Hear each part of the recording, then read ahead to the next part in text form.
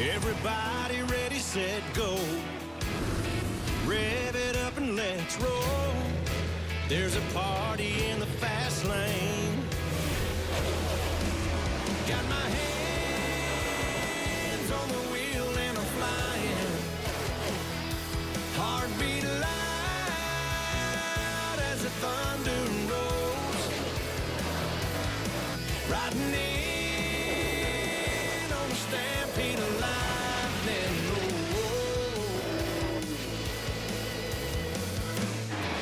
I'm bringing back the sunshine. Bringing back the sunshine. Baby, it's about time. Oh,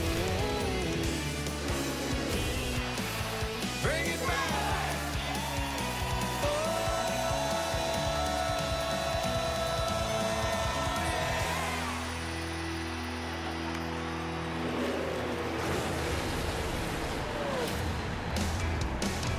It's time for NASCAR on NBCSN as we say welcome to NASCAR Monster Energy Cup Series racing from Michigan. This is the Pure Michigan 400, and before the 39 cars are unleashed on this 2-mile track, let's head down to pit road. We kick it off with Dave Burns. Dave? Matt Kenseth does not have a playoff clinching win yet this year, but he's been so close for the past month, never off the lead lap, often in the top 5. Today, starting 4th, he knows he can be first after 400 miles to capture the flag. Kelly? Twice before, Dale Earnhardt Jr. has ended long winless streaks right here at Michigan. If he can do it again today, he will shake up the playoff standings. He qualified 19th, but expects to have a much better race car than that, Marty. Just 4 shots for Joey Logano and his race team to make the playoffs in 2017. He told me early this week, I got to admit, we're a little desperate. We must win. There's no second option. He's won twice at Michigan. If he pulls it off today, might be the biggest win in his career. Time to get the engines cranked in the Irish Hills. Race fans, it is time for those most famous words in motorsports. Here to give the command, please welcome retired University of Michigan hockey coach, Red Berenson. Drivers, start your engines. Fired all when you're ready. Fired up.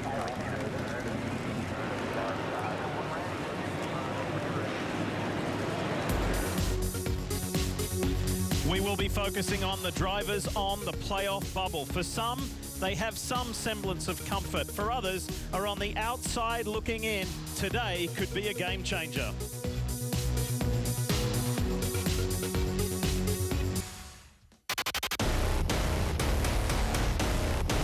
Massive restart for Kyle Larson. I spun the tires and let Kyle get a better start on me. He shoves Busch out of the lane. He's following you down. Bumper. Clear. Shut it. I was tearing up that whole last few laps because I could just feel it was finally going to be it. Larson's going to win in the Sprint Cup Series.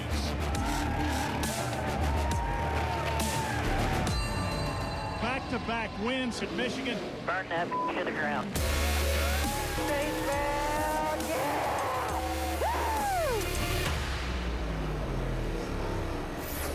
Kyle Larson came up one position shy at the Knoxville Nationals last night. Can he get the W for the weekend right here today in Michigan and make it 3 wins in succession? Let's take a look at the grid and how they will line up for the Pure Michigan 400. Brad Keselowski, you may have heard in NASCAR America, said if he wins today, not only will he become the first Michigan driver to ever win here, it'll be the biggest win of his career. Yeah, row 2, Kevin Harvick starting next to Matt Kenseth. Matt Kenseth is a 3-time winner here at Michigan. A win today, though, could perhaps be his biggest win ever at this racetrack. Well, how about Chase Elliott starting inside row 3, the 21-year-old son of Hall of Famer Bill Elliott. 3 consecutive second-place finishes here at Michigan. Is today the day he breaks through? Let's go back to the 4th row and keep the Michigan theme going, because if Brad Keselowski hails from Rochester Hills, Byron, Michigan's Eric Jones starts alongside Jamie McMurray. He's doing the math and he's saying, I can still make it to the playoffs. Yeah, row 5, we have Kyle Larson starting next to Denny Hamlin. Denny Hamlin's going to be carrying the visor cam today, and Denny's on baby watch, hoping to make this whole race. For row 6, Lee, you mentioned playoffs. Clint Bowyer, the first car on the outside, currently 17th, trying to get back to playoff form with Stewart-Haas Racing in his first year. Sliding back to row 7. Martin Truex Jr.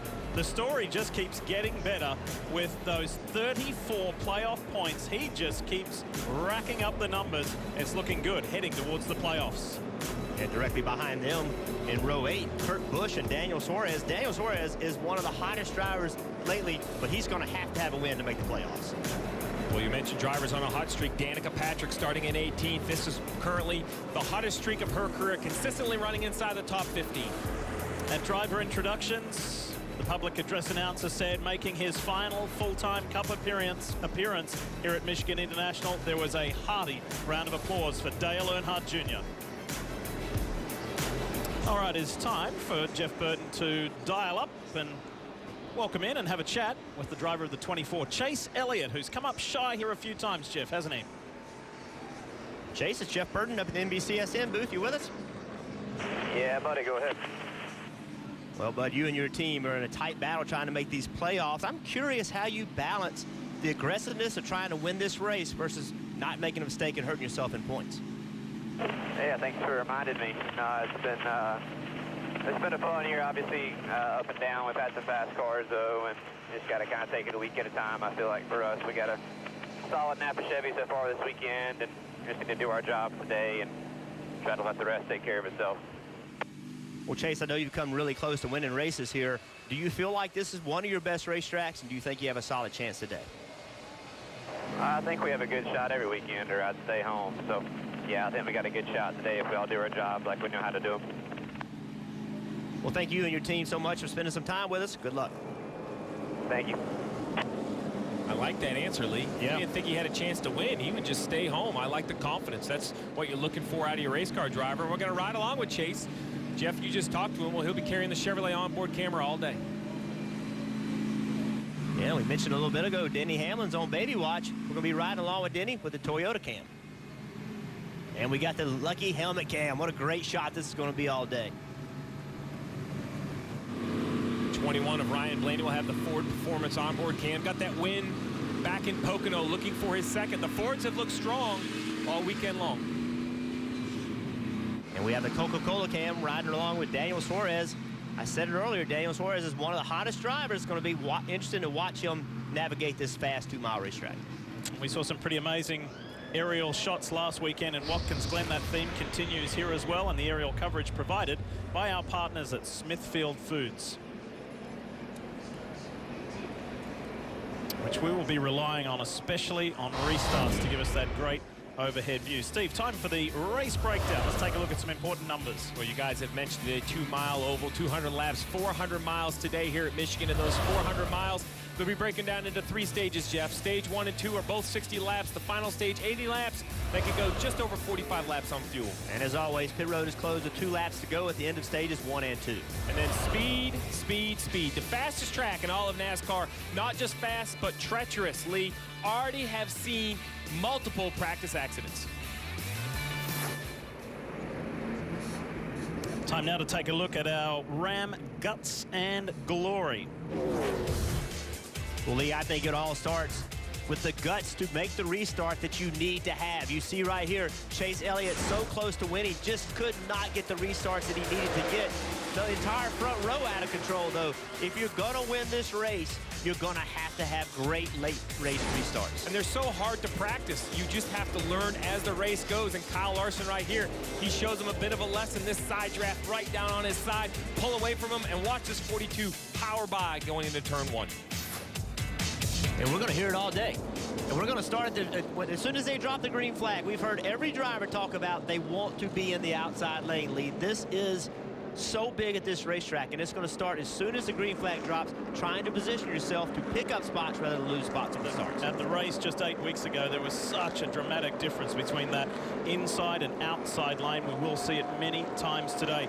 Before we see the green flag fly, let's check in one last time with our gang on pit roads. Kick it off with Dave. And Lee, it's been a frustrating weekend for Jimmie Johnson. Even before the final practice crash that put him to the rear of the field is starting to back up today. Qualifying wasn't good either, and that set Jimmie off on trying to change his attitude about the weekend. He's done it. He'll drive from the rear today, Kelly. Kyle Larson and this 42 team going for an impressive 3 straight wins here at Michigan. And Kyle told me he likes his car and his chances every bit as much today as he did the last 2. He starts today from the 9th position, Marty. Kelly, 14th career pole for Brad Keselowski. None more significant than this one, though, at his home racetrack at Michigan International Speedway. In fact, he told me, I'm a terrible qualifier. I have no idea how we pulled this off. But when I knew we were going to win the pole, it sent chills up and down my spine. And Lee, you mentioned a moment ago, he said in Countdown to Green, if I can win today, it would be the most significant win of my career. Really cool story, isn't it? His father and uncle raced here. Very special. And if you were watching, if you were with us with qualifying, he dragged that car up from 13th to 2nd in the 2nd segment of qualifying to then go out and grab the pole position. Ryan Blaney had been the quick car up until that point in the first 2 segments and in practice sessions as well. So keep your eyes right there on the red and white, the historic color scheme of Wood Brothers and Ryan Blaney in that 21 Ford. So the 39 cars pack up, grid up, ready to go for the 2nd time, final time here at Michigan International. And at NASCAR's fastest track, it's time to bring the action.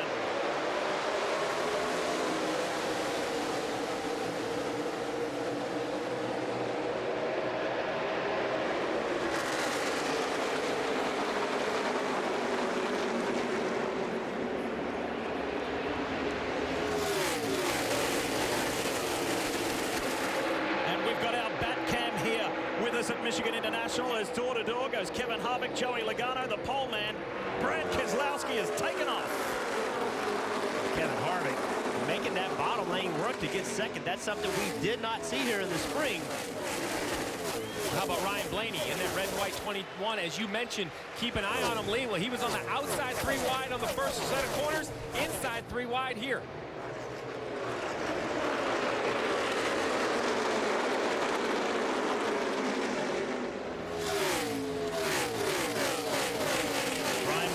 Inside, tucks in behind Eric Jones. Kyle Busch, if you didn't see it earlier in the weekend or in the show, in the broadcast, contact with the turn 2 wall. Heavy damage on the 18. Right along with Blaney with the Ford Performance Cam. If you're on that team, you are pumped up right now. This man just got you 5 spots at the start of the race in 2 laps. And Jimmy Johnson. We talked about this earlier, Lee, that 48 had to start at the rear of the field well in the spring. He made an impressive run right up inside the top 10 very quickly. He's already +6, looking at passing his 7th car with only 2.5 laps complete. This mirrors what happened to Jimmy earlier in June, a couple of months ago, where he had to start from 33rd. But Dave, he was very efficient and very effective of making his way forward pretty swiftly. And you see his teammate Casey Kane in the black and silver 5 right behind him coming through as well. It's a little bit different story for spotter Earl Barbin and Jimmy coming through. While he would normally be clearing just 1 car at a time, often it's 2 cars wide for Jimmy. So you heard that a lot in the first 2 laps here. 2, 2, and then finally 1, and then clear. That's what Jimmy needs to hear a lot of. It only took Jimmy to lap 42 to get into the top 10 back in June. That's what quick work he made of it. And the segments today go 60 laps, 60 laps, 80 laps to complete the 200 here in Michigan.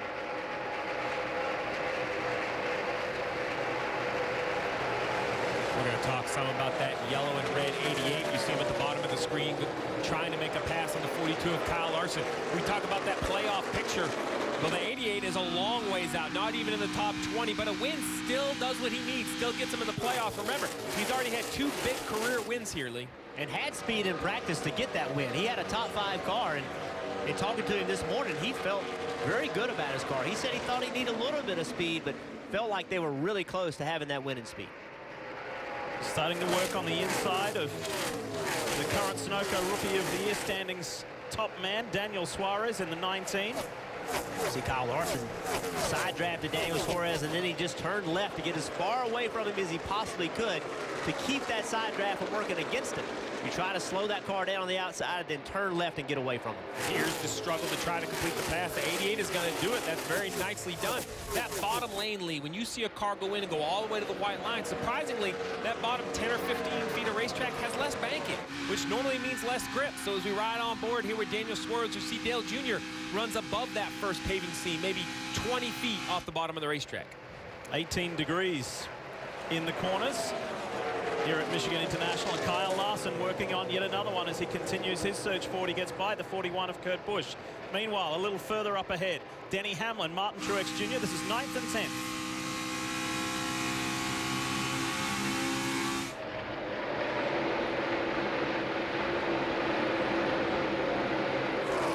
By the way, when you see the cars flash by at over 210 miles an hour, our back cam is doing about 100 miles per hour. Let's take a ride with Denny Hamlin.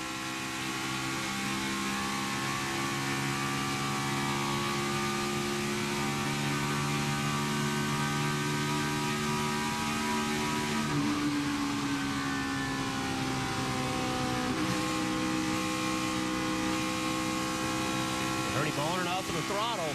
His car's not driving quite the way he wants it to. If he gets it driving right, you won't hear that. Let's see how it runs in turns 3 and 4. A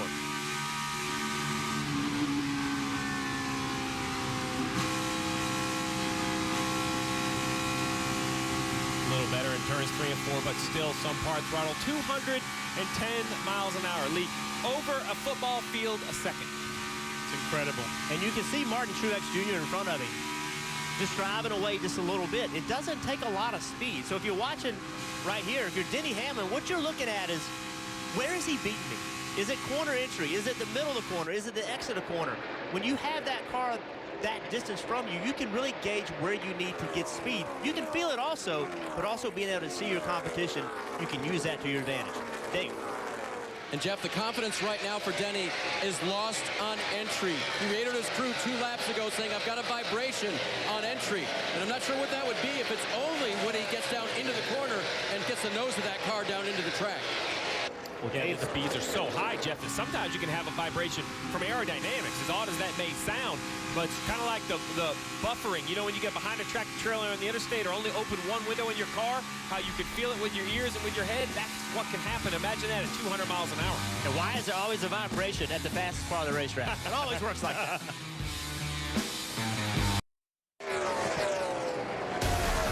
You're watching Monster Energy Cup Series racing from Michigan International Speedway.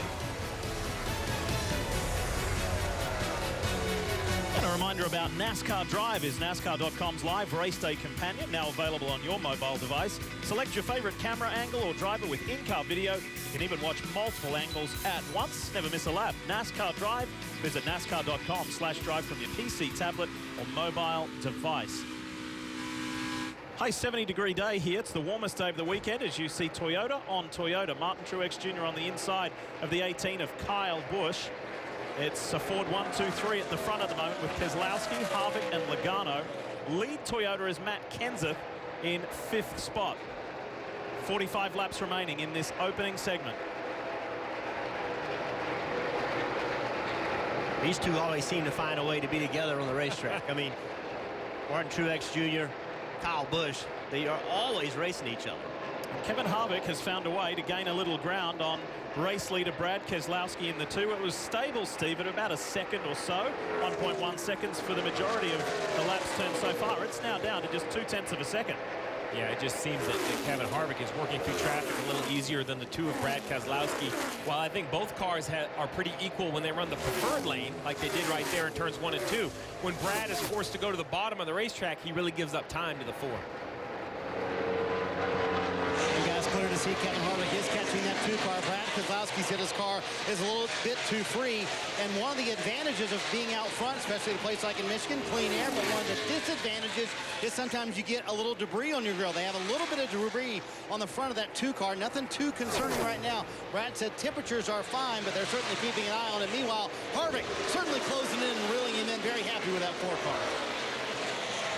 This is where creating that pass is so difficult. You saw Kevin Harvick make ground on Keselowski, but as he entered the corner, he lost that ground because all the air got taken off of his car. He just did not have the grip. With this low downforce package, it's much more difficult at these high speeds. When you lose that downforce, you are out of control.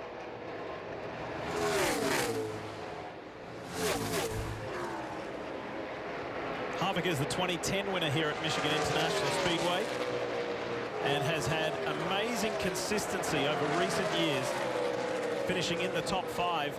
Meanwhile, we pick up a couple of NASCAR's young stars, particularly Ryan Blaney challenging the veteran, the 20 of Matt Kenseth. And we said earlier before the drop of the green, keep an eye on that 21. And Steve, the reason we said that just was because of the consistent speed over the full scope of the weekend. Yeah, it seems like every practice these cars hit the racetrack, the 21 would show up not just on a fast lap, but consistently fast laps, which told me that he had some comfort in his car. We saw those practice accidents. We've seen just how treacherous and dangerous this racetrack has been. Well, the 21 of Ryan Blaney has been able to comfortably run very consistently fast laps. Kelly, what you got? If I'm down here in the 24 of Chase Elliott, you know, they're in the best position amongst non-winners to get into the playoffs. When I talked to Alan Gustafson, the crew chief, he said, look, we're not in a good spot at all. In fact, we're in a very vulnerable spot. It's going to be a dogfight. I don't think we're in a must situation yet, he said, but we have zero margin for error. I'm absolutely not comfortable with the position that we are. Right now, Chase comfortable with his race car, though. Dave? Yeah, you're looking at the left-hand side there at the 20 of Matt Kenseth, who's gotten passed by Ryan Blaney and now by teammate, so to speak, Eric Jones. The 20 car falling back just a little bit. When you work on these race cars, you look for a trend that works in the right direction. He's going to get passed by Martin Truex, too. The car has started in a bad direction, and it's continuing to go that way. Matt needs an adjustment. Wow, that was a wild passage. Through flying came the 77 of Eric Jones, and then Kenseth lost it, got up into the grey as we go on board with Ryan Blaney. And those white gloves perfectly stand out against that black steering wheel that shows you that he just doesn't turn down in the corner and hold the wheel nice and comfortably. Watch him, he continues to work it, even though it might only be a few inches from right to left. Watch as he slowly corrects. And how about the speed? A low speed of 180 miles per hour. That's the low speed. That wouldn't be my low speed. I mean, wouldn't even get there, so. 211 into turn 3. We saw that wheel input Steve was speaking about. Check this out. We want to go back a lap and show you what went down between the 21 of Ryan Blaney, the 20 of Matt Kenseth, and here comes Eric Jones arriving on the scene at blistering pace. High line down to the midline, tries to go on the inside of the 21 after he went around Matt Kenseth, who went from 5th to 8th in just 2 laps. And Kenseth trying to carry that speed to try to get back on the outside of Eric Jones, but those 2 cars in front of him side by side had all the air robbed away from him, went way up the racetrack. 22 and the 24, Joey Logano, Chase Elliott. Great message, as we said earlier to you, Jeff, when you dialed him up before the green flag, saying, I believe I can do it here. And Steve, when we were speaking to Alan Gustafson, his crew chief, the other day, he said, you know, from those restarts, those poor restarts, yes, it was frustrating, but we've learned. We feel we've learned from those here. Well, and I think the story's different on each of the 3. If you go back to last year, I think, Jeff, you and I agreed that the 24 had a winning car, that he ended up not winning because of those restarts. But earlier this year, he really had a 5th or 6th place car that he found a way to battle up into the 2nd place position. So while it wasn't a winning restart, I considered it a net gain. He could have lost many more positions starting on the inside row. Yeah, and let's remember, Chase Elliott was a rookie last year. He did not have a lot of track time, did not have a lot of seat time. Restarting trying to win a race is very, very difficult, and he didn't do it well. But he will get better, and if you give him that position again, I bet he'll execute on it. Marty, tell us more about the 22. Well, Diff, we've talked about the pressure on this 22 team. Joey Logano admitting this weekend it is a must-win for this 22 team in 3rd right now. And Steve, they did something very interesting. Go back a couple of weeks to Indianapolis. They brought a little more speed to that. New body configuration for the 22 car. They tried to take that to Pocono.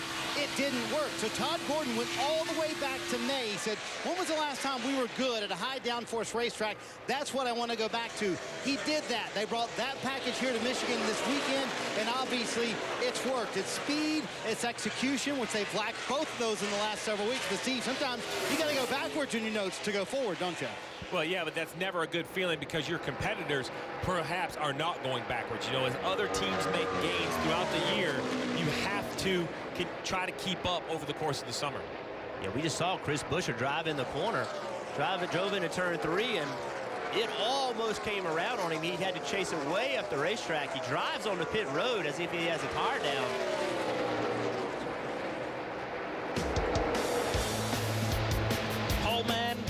still the race leader.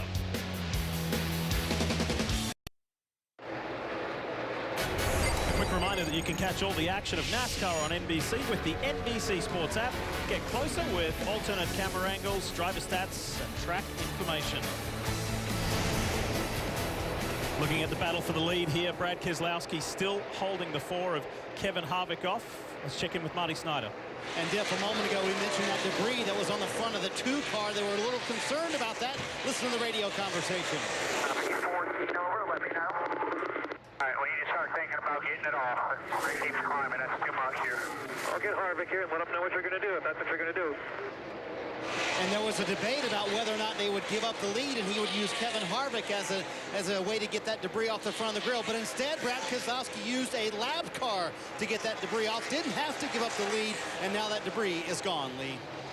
And we saw that, saw it back 8 weeks ago in the June race where there was just a lot of trash on the track. There were papers, there were wrappers, hot dog wrappers, hamburger wrappers, etc. going around. So it's not uncommon to see that and get some debris on that grill. Let's talk about the 14 of Clint Bowyer for a moment, and let's listen in on some spotter communication. That's a good 3 and 4. You can afford to be a tire width higher down there if you want to be. 2 car, 4 car. I realize they're in clean air. Some of them are, though. We're really good 1 and 2 bugger. We're just not great 3 and 4. And we're not great all the way through the corner, especially center off. And that was spotter coverage presented by Liberty Mutual Insurance, helping drivers worry less. Yeah, that was Brett Griffith, the spotter, talking to Clint Bowyer, but then also talking to a battle here. Also talking to the crew chief about what he's seeing, where the car needed to be better. Eric Jones in the 77 has got ahead of the 21 of Ryan Blaney. Jones is having a spirited run up to 5th. On board with Blaney. See right there the difficulty of trying to complete that pass. The 78 just couldn't carry the speed on exit to initiate the pass, to get to the quarter panel and try to slow the 21 of Ryan Blaney down. And now Ryan will turn underneath the lap car. He'll come into view right here, just out the right side. That was a really nice corner run on the bottom, a little bit slower. You see down in the 170s, that's the difference between the middle and that bottom lane. Lee, he has to slow down just a little bit more to have confidence with that less banking. Up to 217 miles per hour. And as we enjoy that view from the Ford Performance onboard camera, I want to give you an update on Kasey Kahne and Jimmie Johnson making their way very effectively through the field, Jeff. They've made up 15 positions each. Yeah, that's a solid run toward the front. It's going to take them a little while. I think Jimmy was able to get there a little quicker the last time he was here and had to start in the back, but it's a grind. Right now, they're talking to their teams, telling them how these cars need to be better. These cars never got on the racetrack. The first time they saw the racetrack was the day when they dropped the green flag, so they had absolutely no information about these 2 race cars. Well, and he has to use opportunities like right now. He started in the back, so he's been in a ton of traffic. Well, now look, he has, what, a third of a straightaway in front of him of cleaner air. That would be a little better representation of how his car is really handling, not just how it is working through the dirty air. And since we were last with you at Watkins Glen a week ago, the news of the week really has been surrounding that 5 Hendrick Motorsports Chevrolet of Kasey Kahne, and news broke on Monday that the team would be releasing Kahne 1 year early from his contract. And the big news is that young sensation William Byron will take over that ride in the 5 for the 2018 season. I think a lot of owners are looking that way because of drivers like Kyle Larson in this 42. I think, you kind of start to see trends throughout the garage area, Jeff, and they move up and down. Well, this 42, Kyle Larson, he's only 25 years old. I think we all want to make him older than that just because he's so talented and has done so many nice things behind the wheel of both stock cars, sprint cars. He races all over the country. But at 25, he's still very young, has a long career in front of him. It only takes a few young drivers to turn the trend. If you have a few young drivers doing well, it's going to give more young drivers an opportunity. Dave Burns. Lee, at these high speeds, you do not take any chances, and Jamie McMurray felt a vibration that he didn't like. So he said, I'm coming in. We need to change these tires, see what it might be. He's got 4 Goodyears and a fill of Sunoco fuel before he leaves. Jamie is one of those bubble drivers that we are focusing on today. With AJ Allmendinger on pit road as well. So Larson and Hamlin, this fight continues, and this is for 10th. So the conversation now, though, Lee, is, when do you pit? We mentioned that they could go about 45 laps on the tank of Sunoco fuel. As Kyle Larson is showing you how you make a pass here at Michigan. Turns underneath the 11, pulls up next to him to try to stall him. Now he'll try to get away from him down the backstretch. By the way, we were remiss to mention about the 42's drop at the start. He lost 8 positions and then has just been grinding his way back. Yeah, that inside row is a real challenge. He started back a few rows back on the inside, which makes it even more difficult. But what I was saying before we started to talk about this battle was the pit opportunity. Do you come now? New tires are worth speed here, but you go a lap down. So it's a very big risk for a crew chief very early in the race to call his car onto pit road unless your driver does report an issue like we heard out of Jamie McMurray.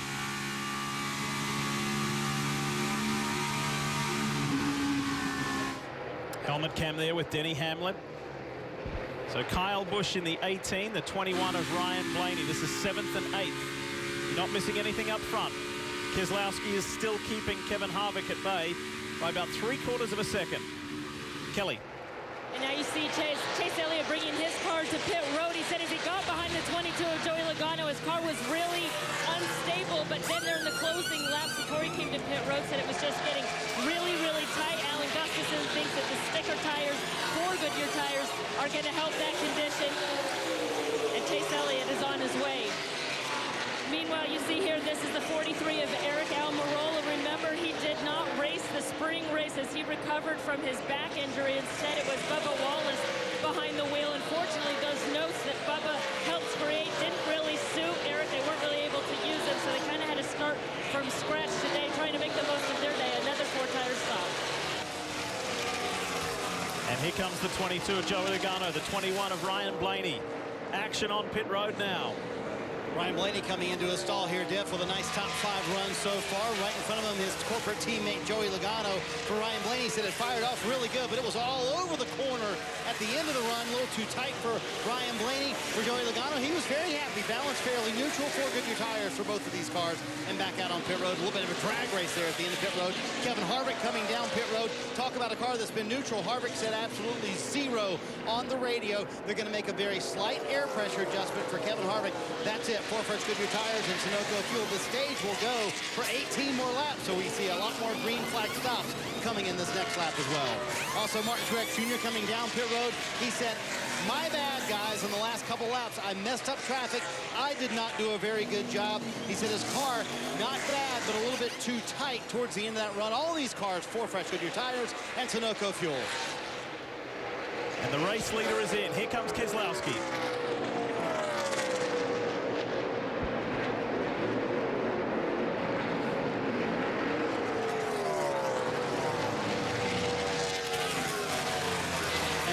Led 42 laps to this point. In fact, all but 1 lap to this point in the race for Brad Keselowski. Said his car was a little bit too free. They did get that debris off, but Paul Wolf asked the team, make sure you get that grill clean because they don't want it to affect the temperatures any more than it already has. 4 Goodyear tires, a slight air pressure adjustment to tighten up that car for Brad Keselowski. And let's have a look where Kevin Harvick is. Here comes the 4. Kevin Harvick is going to have a run here. So the gap was less than a second between the 2 of Keselowski, the 4 of Kevin Harvick.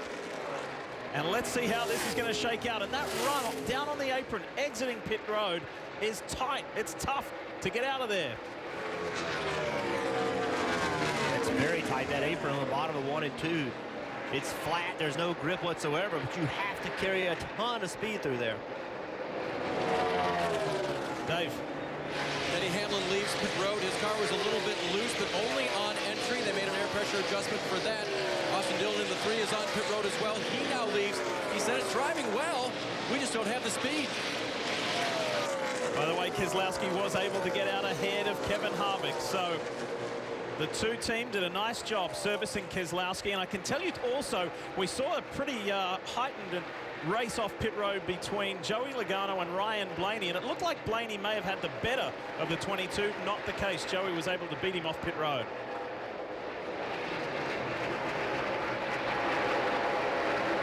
So Eric Jones assumed the lead for a brief period. Now both himself and Kyle Busch hit pit road for the first time in this pure Michigan 400. Marty. Interesting to note for later in the race, Lee, that these Toyotas going a little bit longer in this window than all the other cars on pit road. Erik Jones having a nice run in his home state. So the car started off 3. He worked the track bar, kind of made that a little bit better for Erik Jones. Going to be 4 good tires for him. Kyle Busch into his stall as well. He said he needs help all the way through the corner, but especially on entry. So they're going to put a wedge wrench in that left rear side for the 18 car and make a wedge adjustment, trying to tighten up the car for Kyle Busch. Yellow piece of tape added to the nose of the 18. That looks like it's above the grill. I don't know if they had a hole in the fascia. We'll have to see. The tire carrier did a very nice job there, Lee, though, applying that tape. Back at the front, the 2 and the 4. And it has been like this for almost the entire race. There is less than half a second in it between Keselowski and Harvick.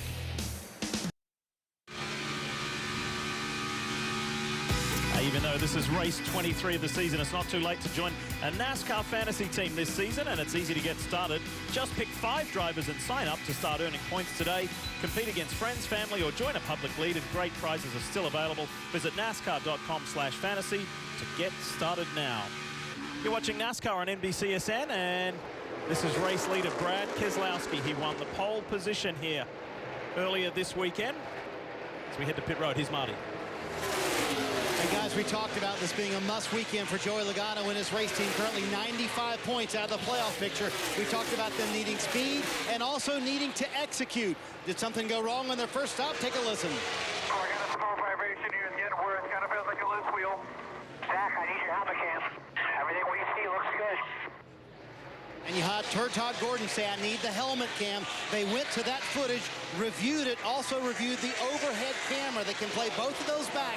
They feel like they got all the lug nuts tight. Driver may not feel like he did, but Steve, sometimes you got to go with your gut. And in a must-win situation, you want to leave your driver out there if you can.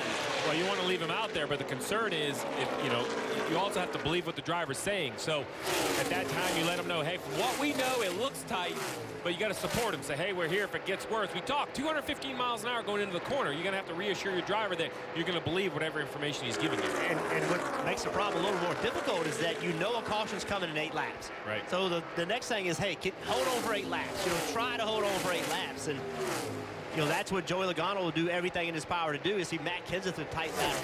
Well, interesting call by the 21 of Ryan Blaney, who's getting passed here by probably both of these Toyotas. The 21 chose to come and take just right side tires. I understand the strategy. As you mentioned, they knew a caution was coming out, but it seems like the handling of those 2 tires is definitely hurting the 21 versus the cars with 4 tires. Kyle Busch with his hand out the window, just motioning to Ryan Blaney, hey, thanks for working with me.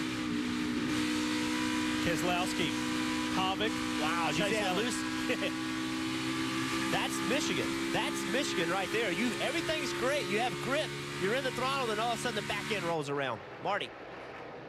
And guys, we talked about those Toyotas going a little bit longer than everybody else. Kyle Busch, after he left pit road, said, guys, that was too close of a call. He actually ran out of fuel coming down pit road, so that was really 46 laps. Count the pace laps, about 47, so now Adam Stevens knows I can't go that far on any run later today.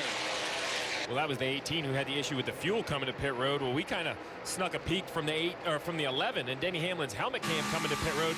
And watch, first thing that happens is he kind of runs into almost a 78 and has to lift. But the most important thing, Jeff, and you pointed this out, is just listen to how violent this is as he wheel hops getting into pit road and into his pit box. He actually rolls through his pit box.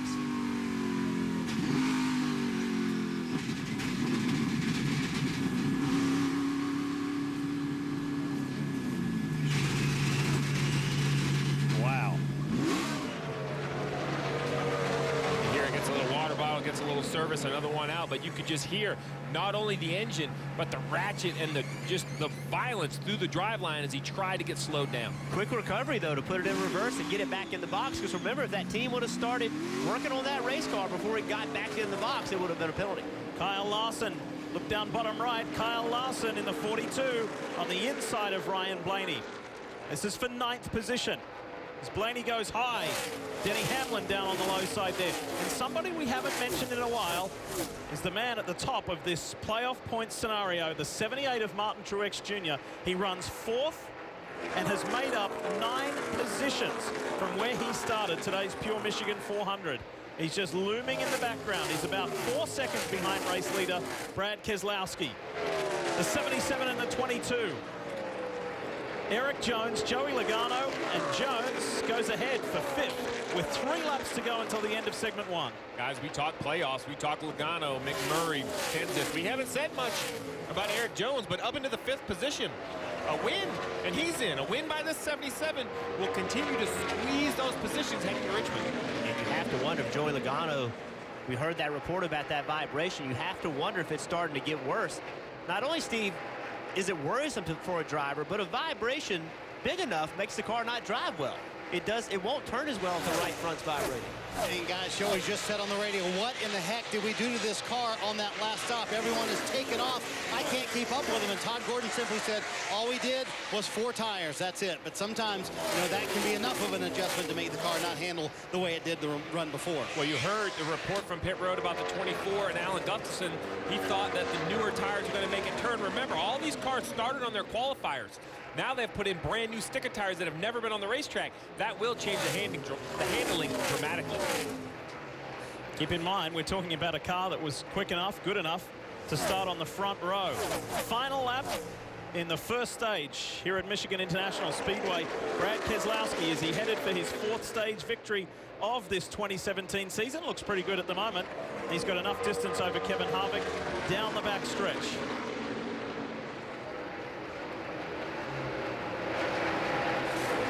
The way that he told Chris Devoda, Dale Jarrett, and Kyle Petty earlier, if he can win today, it would be the biggest win of his career. Well, he's a third of the way there almost. Stage 1 done, and the win to Brad Keselowski. How about that side-by-side battle with Chase Elliott and Martin Truex Jr.? Chase beat him by inches. Yeah. Let's have another look at it. Oh, yeah. Martin Truex with a big run on the bottom, but that outside lane with the momentum just carried Chase Elliott by past him on the start-finish line. So there's stage 1 winner, Brad Keselowski. Some more valuable points. Makes him feel good here in his home state. Back in a moment.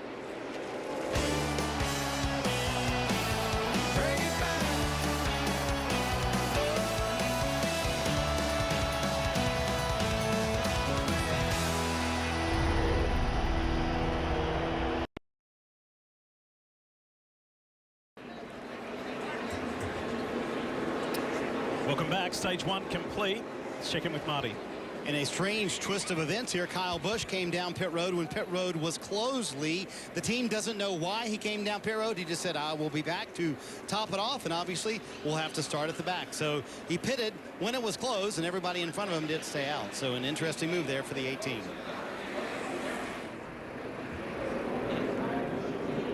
So he'll have to start at the back of this pack, pitting when the pit road's closed. He'll have to start tail end of the longest line.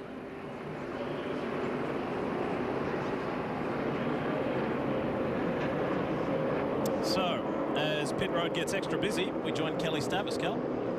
Chase Elliott's team right now reminding him to keep his wheel straights, if not a little bit to the left. He said he started on the splitter, but as he ran, the car continued to free up. It was rotating better, but then it got too free. They're tightening up to 24. 4 Goodyear tires and Sunoco fuel, Marty. Kevin Harvick hits pit road running second. He said, I can get to Brad Keselowski, but I can't pass him because I just get way too free. You see 2 Goodyear tires for him. Also 2 Goodyear tires for Brad Keselowski, who's led all but 4 laps today. He said his car was just a little bit tight. Very small air pressure adjustment, Lee. Thanks, Marty. The race off pit road brought to you by NASCAR Heat 2 video game. And look at that. Boy, I tell you what, the 77 of Eric Jones, that Furniture Row car, the 5-hour energy car, is having an amazing run here in Eric's home state of Michigan. Speaking of Michigan, that theme runs true too, of course, for the man who started on pole and has led in this race 59 laps, Brad Keselowski. And now Jeff Burton's going to try and dial him up now. Jeff? Hey, Brad, it's Jeff up in the booth. You with us? Yes, sir. How are you, Jeff? I'm doing great. Probably not as good as you. You talk so much about what this racetrack means to you. How good does it feel to be leading this race? Real good. Feels real good to be leading and put 60 laps on the board there, and also get that playoff bonus point. That's not a bad thing, as you know.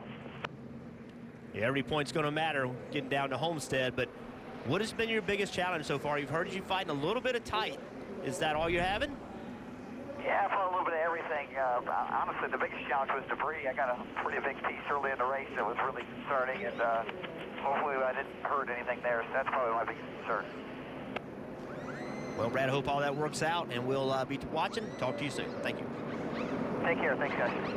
Always great to hear from the race leader, Brad Keselowski. Need to tell you, pit road violation for the 14 as we take a look at the stage results presented by Ford Performance.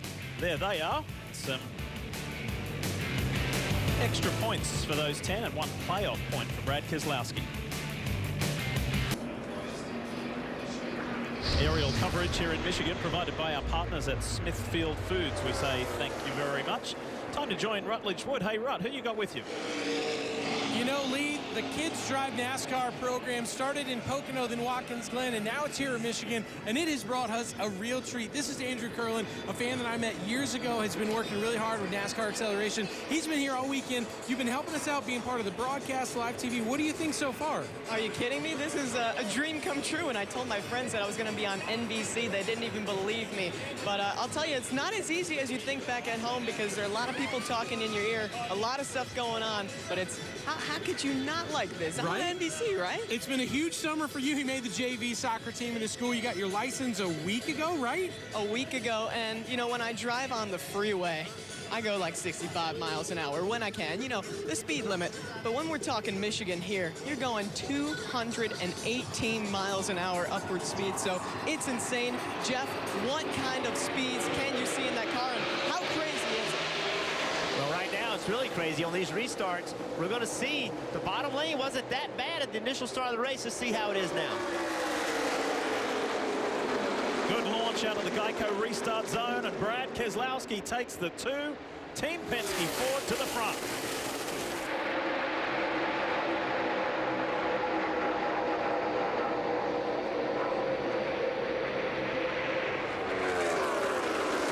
See some different players at the front there.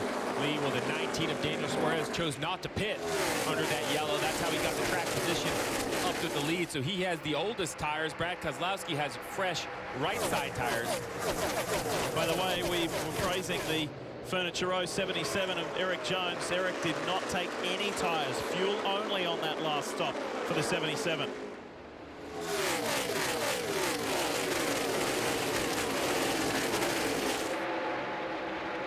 Truex tucks in behind Kenseth.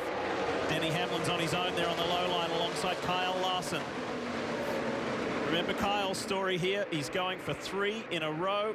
The August win, the June win this year, and he gets a tap from Denny Hamlin. I think the 42 got a little bit slow as he caught Casey Kane. He got the air taken off the front of his car. I think he had to lift this a little bit. And Denny Hamlin has such a run, he got into the back of him. Jamie McMurray, one of the bubble drivers with the playoffs looming. Just 3 races left when the checkered flag falls here in Michigan later this afternoon. Check this out. Yeah, see the momentum the 11 car has? There's no way he has that momentum if Kyle Larson is able to be wide open to the throttle. So I think Kyle was in the throttle, got to the 5 car, lost the front end. See right here, Kyle's moving forward, moving forward. Now he starts coming back. That is all because he couldn't be in the throttle.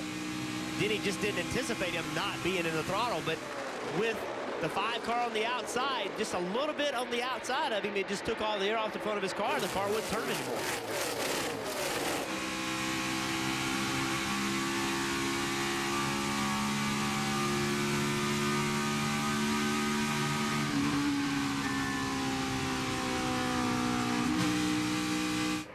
Folks, Steve Letard and I were lucky enough to be driven around this 2-mile track by Jeff Burton. We went around the other day in the new Camaro ZL1, which was a beautiful ride, but it was even more interesting, Jeff, with you at the wheel.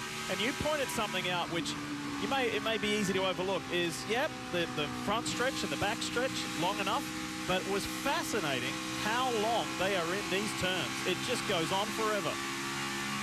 It does go on forever, and that's when, you know, we talk about aerodynamics and how other cars affect you. Well, look how long this corner lasts, and look at the speed. 180, 174 miles an hour, the slow part of the corner. If any little thing goes wrong, it just kills your lap time. It kills your momentum, and that's what we saw a bit ago. Well, that's when you were kind enough to take us through these 4 turns at 100 miles an hour in the turn. Yeah, Steve was nice enough to say, we're going half as fast as they're going to go. Time to get some updates. Here's Marty Snyder. Well, Lee, we've been seeing young Ryan Blaney running up around the 5th, 6th position all day long. Right now, back in 9th. Is there an issue with the 21?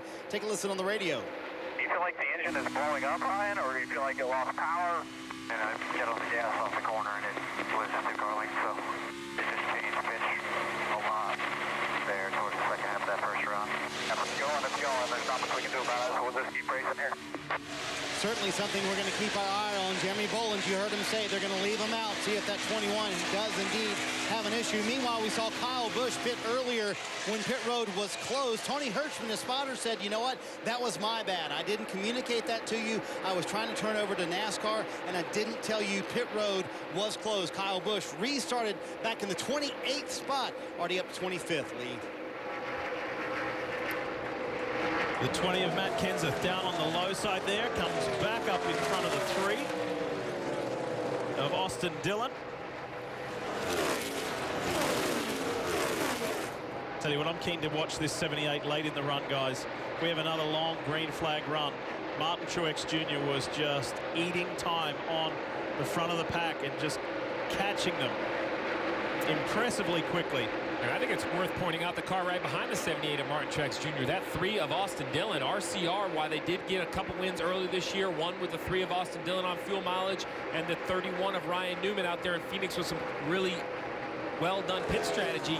They have been vocal internally and in the public about the speed of their race cars. They're trying to find more speed, trying to make sure they can compete when it gets to the playoffs. This is a hopeful sign to have the 3 up inside the top 10.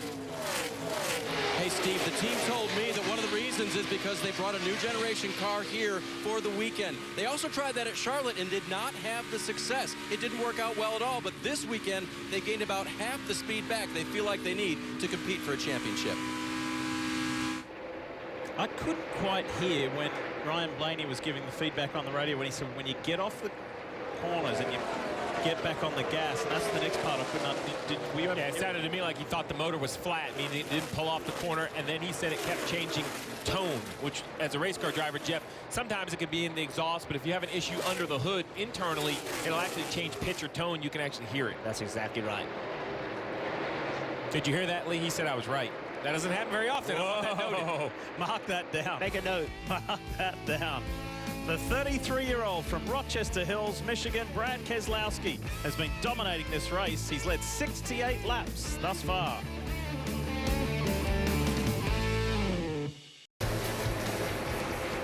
This spot of coverage is brought to you by Liberty Mutual Insurance, helping drivers worry less on the track and on the road.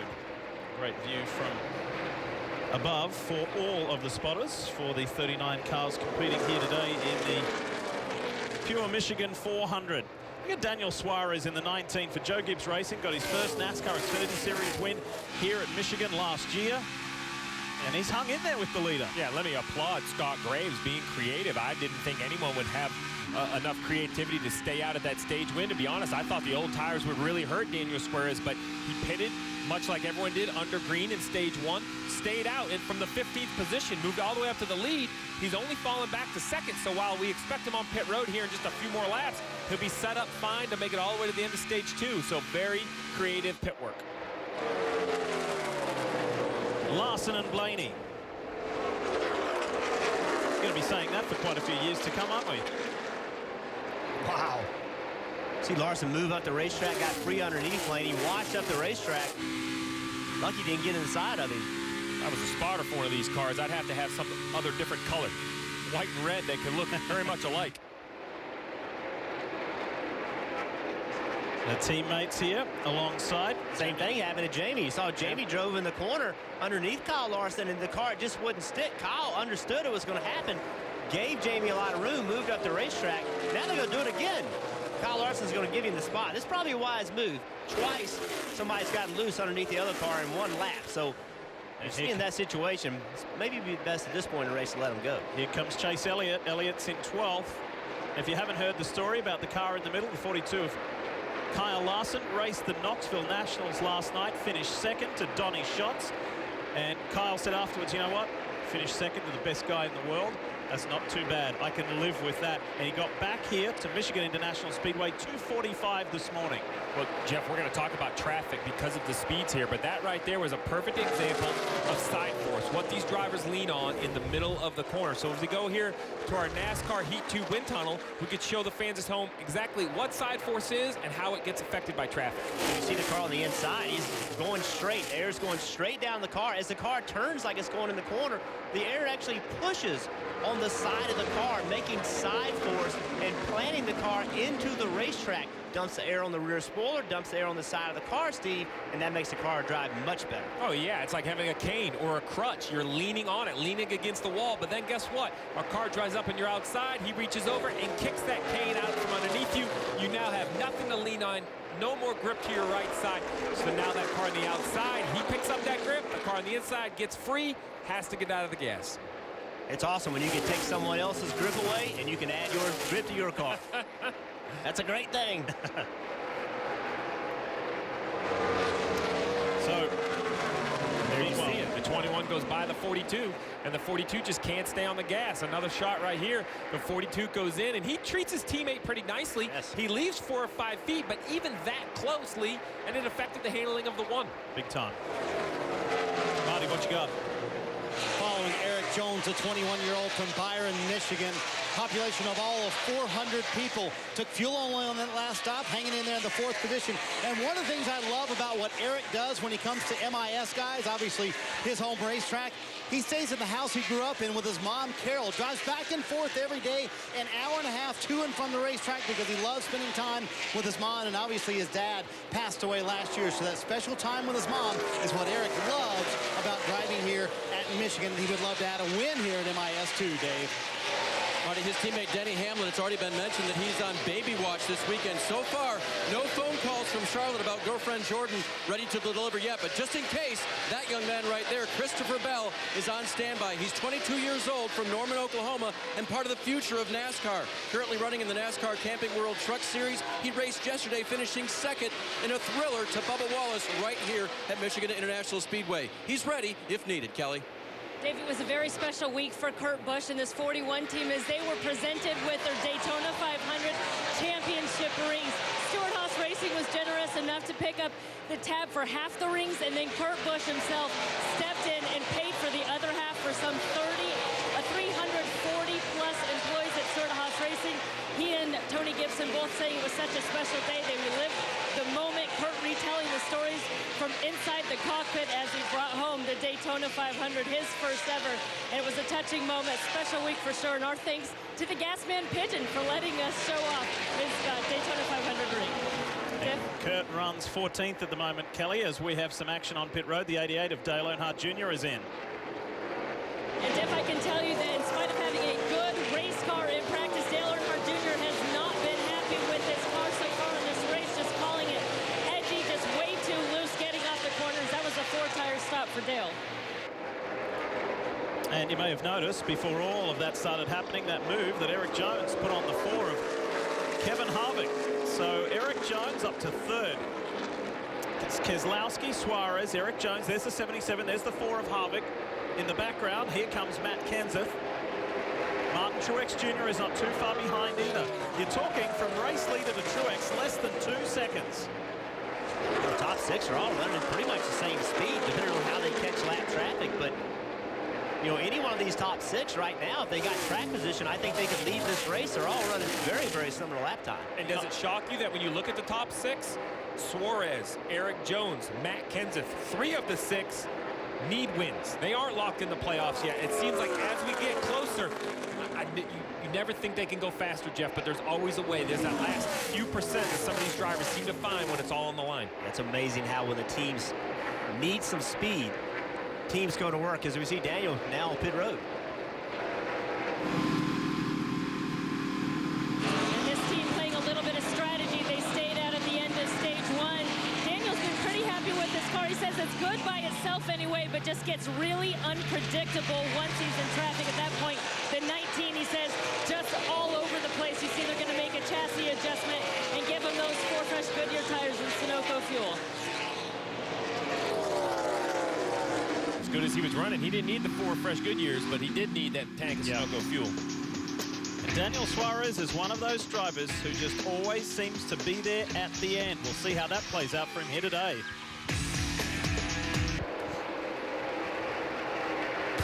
I want to remind you about NBC Sports on Sirius XM NASCAR Radio Channel 90. If you're a regular listener, you'll know Wednesday mornings at 9 a.m. Eastern with the bagman, Mike Bagley, who is with us at Watkins Glen, and Pete Costoni. The morning drive, have one of our NBC family members on it each and every Wednesday morning, and this week, it's Marty Snyder. Hey, Marty, what are you going to talk about this Wednesday? You're going to talk about how I was your personal chef. I was your personal chef this weekend. We're going to talk about the fantastic race at Michigan. How about that, Jeff? Sounds good. And Bristol upcoming.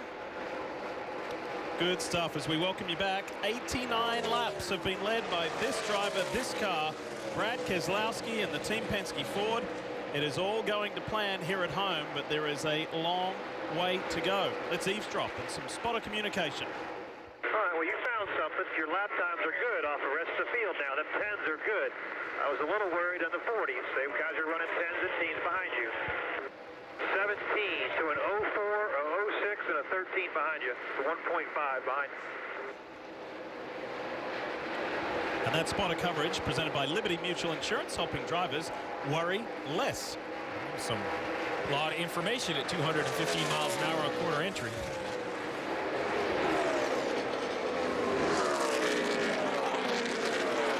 Brad's got about a 1 second advantage over another Michigan native, Eric Jones. Harvick's dropped off a little bit. Harvick's fallen off about another second. Jimmy Johnson. And with more on that, here's Dave. Well, more on his weekend, Lee, which didn't start out well in qualifying. He was 22nd. That made him angry. We heard our young reporter, Andrew, talk to him before the race today about that. And so Jimmy said, well, I'm going to go ride my bicycle. Now, that's normal for Jimmy, and there's a ride that takes place to Ann Arbor from here. It's about 40 miles. That's normal, too.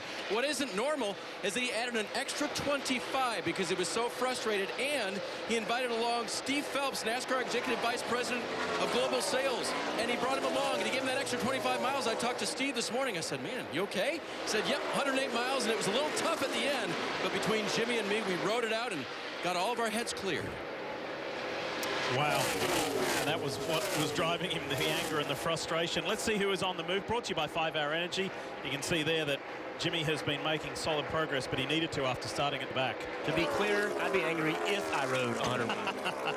Hey, what did you do the other day? Didn't you and Steve do 25 or 30 or something? We did 25. That's way less than 100. I like Jimmy riding 100.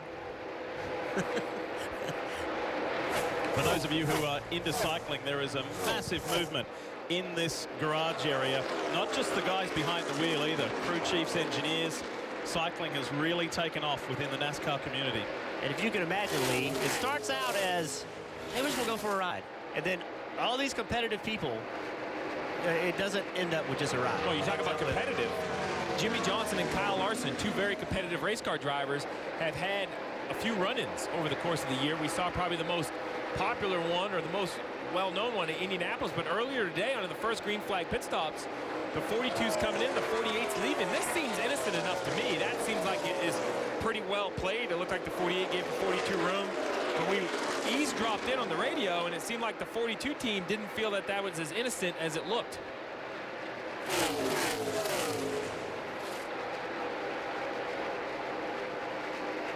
And so on to the next chapter. Kind of get the feeling it may go on for a little longer. 18 to go to the end of stage 2.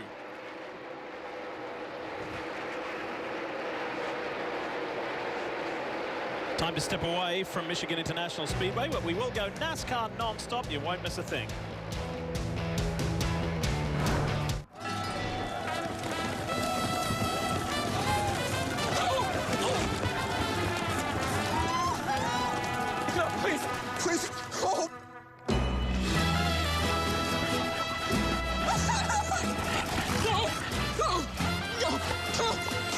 The The running of the Bulldogs? Surprising. What's not surprising? How much money Aaliyah saved by switching to Geico. 15 minutes could save you 15% or more. This summer, a Wendy's Frosty is just 50 cents. So feel free to freak out, because now's the best time to indulge a little, or a lot. Do you. The 50-cent Frosty, available for a limited time at Wendy's. Smithfield marinated fresh pork. Perfect any night for bringing the family together. Grilled, roasted, sautéed, or slow cooked. The prep work is done, so your meal is ready in about 30 minutes. So you'll never miss a beat. Enjoy real flavor, real fast with Smithfield marinated fresh pork. Flavor hails from Smithfield. Long live the courageous, the tenacious, the ones who push forward and give back.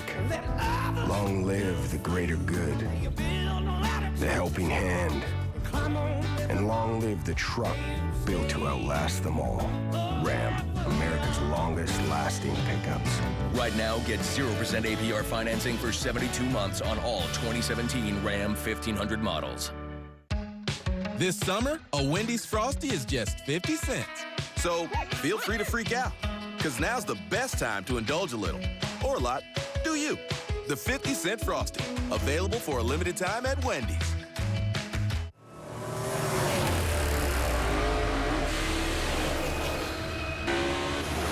Got it, Scott. Burn down, bud, burn down. Stay behind you.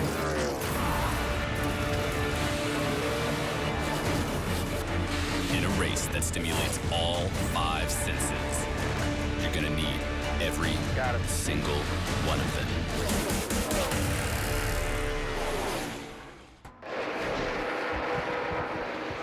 Green flag stops happening here at MIS. 14 to go here in the stage 2. Martin Truex Jr. came to pit road, and he actually said on the radio, he said, I think I might have a loose right rear tire.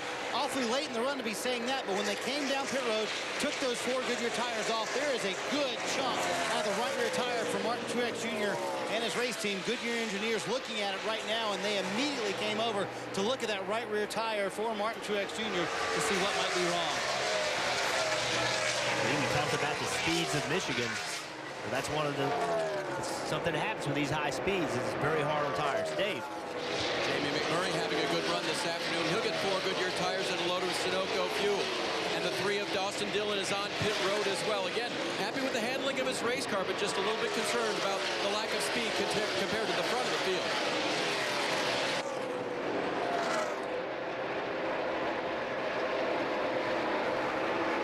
Ryan Blaney on pit road.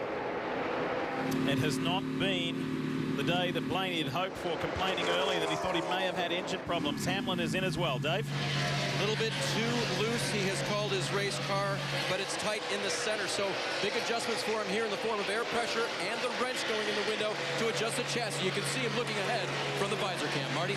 That's a cool view from that visor cam of Denny Hamlin. Meanwhile, Ryan Blaney further up pit road. No mention of that engine issue after he mentioned on the radio a while ago. You see the big chassis adjustments of the car needs to be tightened up very free when he goes across the seams in the middle of these corners here at Michigan. Eric Jones coming down pit road, the hometown boy, did a very good job. Fuel only on that last stop, held the track position, did a very good job up there. Very happy with the car, no complaints with the chassis. Don't be surprised if it's just 2 tires here for Eric Jones. Talking about a team making some big calls, but nope, they're going to go with a 4-tire change here on the 77. Kevin Harvick said his car is very good, very happy with the car, wants no changes to it. He said, we'll see what happens if we make no changes to the car. Joey Logano further up pit road. He said his car was way too free at the start of the run, then got tight at the end of the run. The entry, being free on the entry was his biggest issue. You see that big wedge adjustment on the backside trying to tighten up that 22 car. Meanwhile, Brad Keselowski coming back down pit road. We talked about the significance of a win, what it would mean to him here in Michigan. Today, he has led all but 7 laps of this race. He said he lost rear grip everywhere, but that was when the sun was out. When the clouds came out, the car got much better. Very happy with it in these cloudy conditions. They do make a small wedge adjustment for that 2 car though. Pit lane speed violation to Matt Kenseth. Too fast on pit road. So with just 10 to go in the stage. So Martin Truex Jr., he pitted a few laps before the two of Keselowski, and that little bit of difference has given him a solid 30 car length advantage over the two. The two is actually going to fall all the way back to fourth behind Suarez, who also pitted earlier, and Kevin Harvick. And Kyle Busch, who assumes the lead of the race.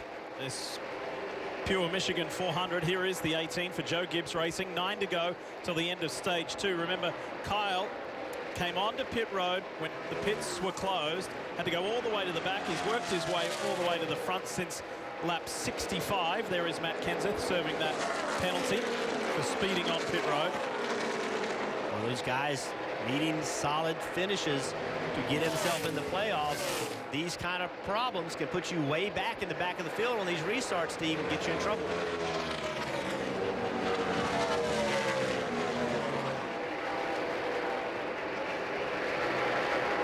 Look at the jumbled nature of the drivers in the top 3. Kyle Busch on screen, last pitted lap 65. Martin Truex Jr., we documented those issues. Last pitted lap 105 as Kyle comes to pit road. Daniel Suarez last pitted lap 91. It's all jumbled up, and it continues to be. Meanwhile, Keselowski taking the fight to Kevin Harvick down the back stretch. Ford on Ford. Team Penske up against Stewart Haas Racing, and here is Busch. And go figure, Lee. He almost slid through the pit spots there. He said the car is the best it's been all day long. Remember, they came down pit road earlier when pit road was closed, so he had to fight back from 29th. Eventually did take the lead once it all cycled through, so no changes to the car here for the 18. Just need to figure out how they can get that track position back.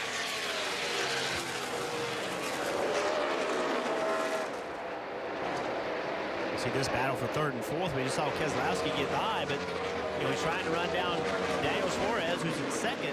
But how about Martin Truex Jr.? Hits pit road with a loose wheel. That put him new tires on sooner than everyone else. He used those new tire speed to take the lead, which quite possibly could give him another stage win. The king of stage wins, quite possibly is going to get another. I tell you what, if a Toyota-powered car wins this Pure Michigan 400, Brad Keselowski will go wild. He's been quite outspoken, and he's sticking to his guns as he makes the move on the inside of Daniel Suarez. He's been quite outspoken about the lack of parity between Toyota and the other engine suppliers and manufacturers. He feels Toyota has an edge of about 5 to 7/10 of a second. And Martin Truex Jr. is sitting up there with just 6 to go before the end of stage 2. Stage 3 coming up, by the way, the longest of all with 80 laps. And look how costly that was for Daniel Suarez. The 2 get him in a position 3 wide underneath the 13 of Dillon. That hurt the speed of the 19 down the backstretch, and he lost 2 positions in the mix. There seems to be a handful right there going through that corner. Yeah, Reed Sorensen was way up the racetrack, and he wasn't real sure where Reed was going to go, so I think he just lifted just a little bit to make sure everything was going to be okay.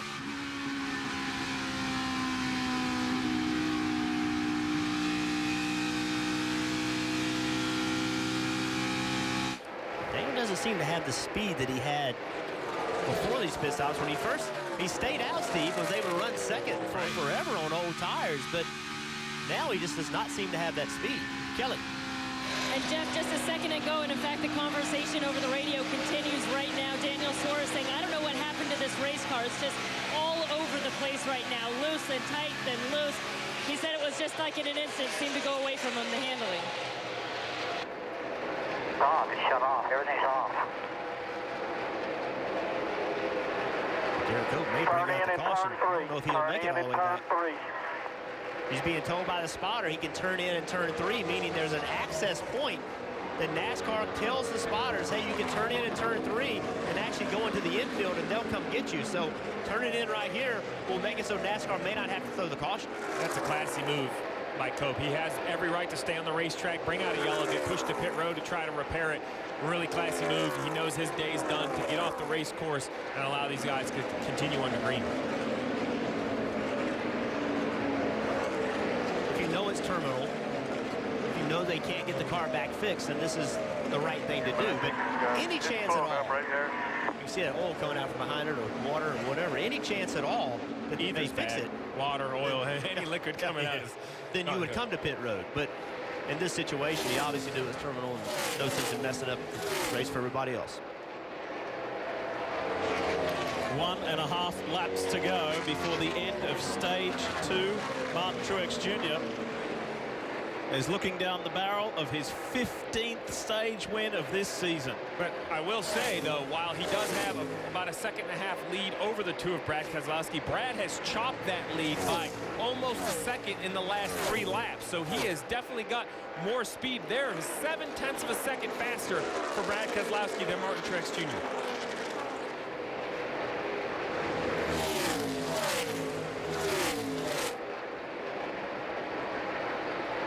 78 has studied this system well, and they are definitely orchestrating a plan to go deep into the playoffs, gaining all of those playoff points. The Watkins Glen winner, I asked his crew chief Cole Pern the other day, what was all the fuss about? What was all the worry with the lack of fuel at the end of Watkins Glen?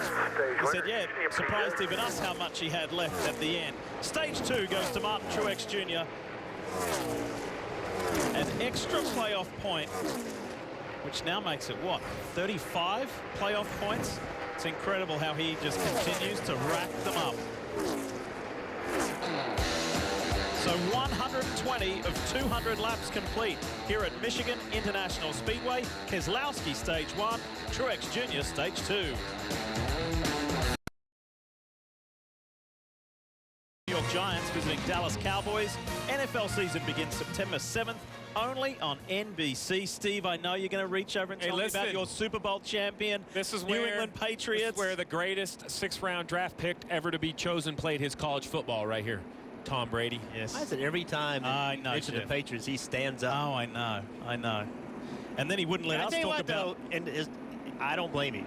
I mean, how can you not brag, right? He wouldn't let us talk about our Carolina Panthers the other day either. Rutledge Wood. Lee, there's a really cool piece of technology we're using this weekend, and it's called the back cam. We're out here on the infield, but just inside of the backstretch. And if you look right down here, you can see this camera. It's mounted up here, and this thing can go 100 miles an hour as it's chasing cars down the backstretch. It uses a big servo system. It's kind of like an old clothesline, the way the camera moves, but an incredible piece of technology. Really can show some of those battles that are going on down here on the backstretch. The greatest part is it sounds like a jet fighter when it goes by, and these race fans love watching this thing as it warms up, and it's taking all these different angles. But really cool piece of technology in the infield this weekend to show the backstretch, guys. That is such cool technology. It shows you how fast the cars are going. That thing goes over 100 miles an hour, and it can't keep up with the cars. Decision.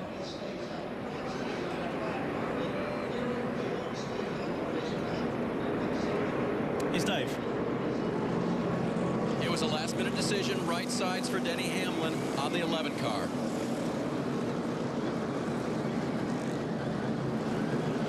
Daniel Suarez in the 19. The team is telling him, do not slide your tires because it's just going to be a 2-tire change here for the 19 car. They also made a slight adjustment to help him with the race car, which has been loose and tight, Marty. Yeah, it's been a struggle for Clint Boyer, one of those bubble guys we've been talking about all weekend long, but they finally got their track position back. They are going to, however, pit here for 4 fresh Goodyear tires. Car has been really free. Boyer struggling with that all afternoon long. We'll see if this latest adjustment helps him out. Look at this race off pit road.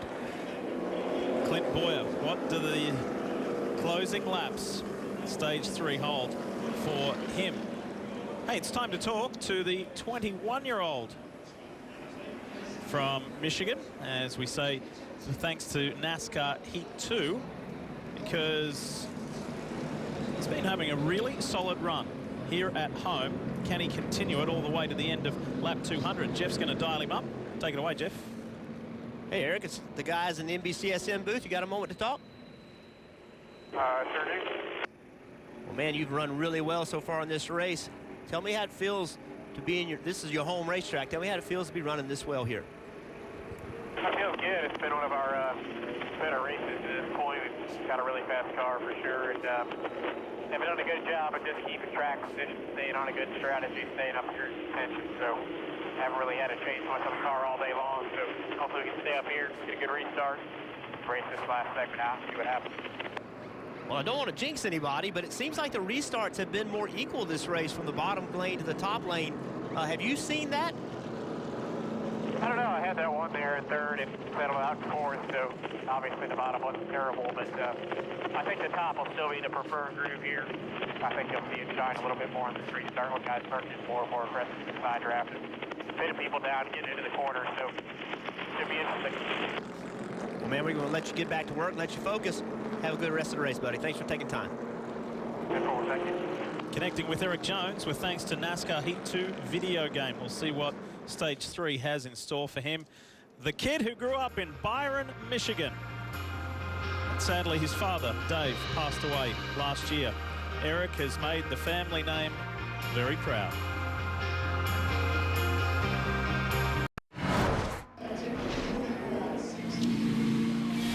The Verizon IndyCar Series is right here on NBCSN, and just 4 races left in the season. And next up on the schedule is the Tricky Triangle at Pocono. The Pocono IndyCar 500 next Sunday on NBCSN. And if you've been following the series, Team Penske's Joseph Newgarden has just taken the lead of that championship. Could he win in his first season driving for the captain? Terrific young American talent and plenty on display here as well. Welcome back, Lee Diffie, along with Jeff Burton, Steve Letarte, Dave Burns, Kelly Stavis, Marty Snyder, Rutledge Wood. Great day here at Michigan International Speedway. Steve, what do you got for us? Well, this has been a great program all year long, the NBC Pit Crew All-Stars. We've highlighted men and women on these teams that make the cars what they are. While we focus so much on the drivers, there are so many great crew members that are truly all-stars. Whether it's their performance, whether it's their peers, whether it's their perseverance. Hunter Masling on the 2, Josh Leslie on the 18, Andrew Mueller on the 21. There's this week's 3 Pit Crew All-Stars. Dave? And Steve standing by with Josh Leslie. The performance for Josh began when he was 6 years old. I want you to tell that story again. Your uncle and your dad handed you a drill and asked you to stand inside of a late model. Why? To help drill a dash out, because I was the smallest person in the shop. He became one of the biggest guys on pit road because in 2015, he was asked to jump in and change tires for Kyle Busch, and then you went to a championship. How big was that? That was big. We were sitting there at the end of the race, and we all realized we won, and that was my first win, and we won the championship. In Homestead, his first time in victory lane, and he's one of this week's All-Star nominees. Steve? That's a great story right there. So we have a lot of differing strategies. The top 10 all stayed on the racetrack. You see whether it was lap 105 for the 78 of Martin Truex Jr. back to maybe lap 110 of the 24. But if we look right behind them from 11th to 20th, most of those cars came and got tires. The 11th place car of Matt Kenseth, the last one on old tires on this restart. Now remember that inside line as the field approaches the Geico restart zone. Keselowski made that inside line work. Let's see how it goes as we go back to racing here in Michigan.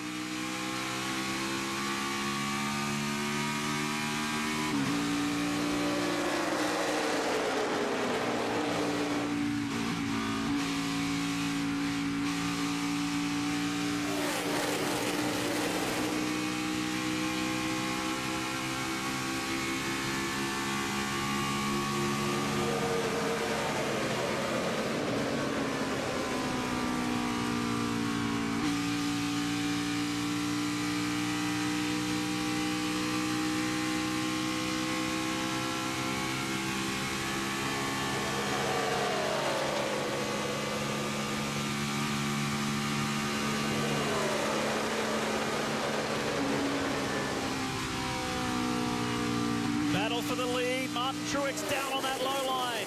So it was a drag race on the initial lap of the restart, down into turn 3, of which the Ford of Brad Keselowski won. Now here comes another Toyota. Eric Jones on the inside of Kevin Harvick into 3. Marty. And guys in front of them, Brad Keselowski in the second position said, I think I might have a flat, as he was battling for the lead there with a 78. You see him falling back now. We'll see how long this lasts for the 2.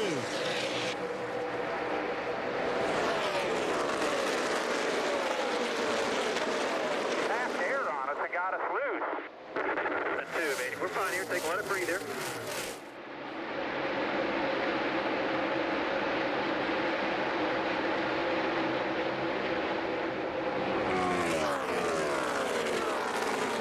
Appear to have a major issue. I think it was just hard racing, and they're getting pulled off his race car and just the car didn't drive very good at that time. Here comes Jeff, Ryan Blaney.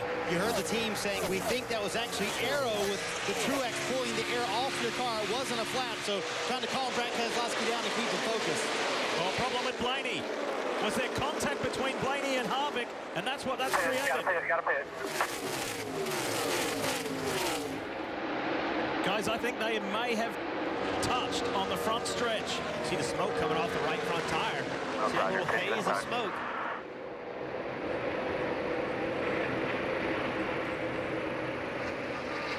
Fighting for fourth. Damage, right side tires and damage. Check this out.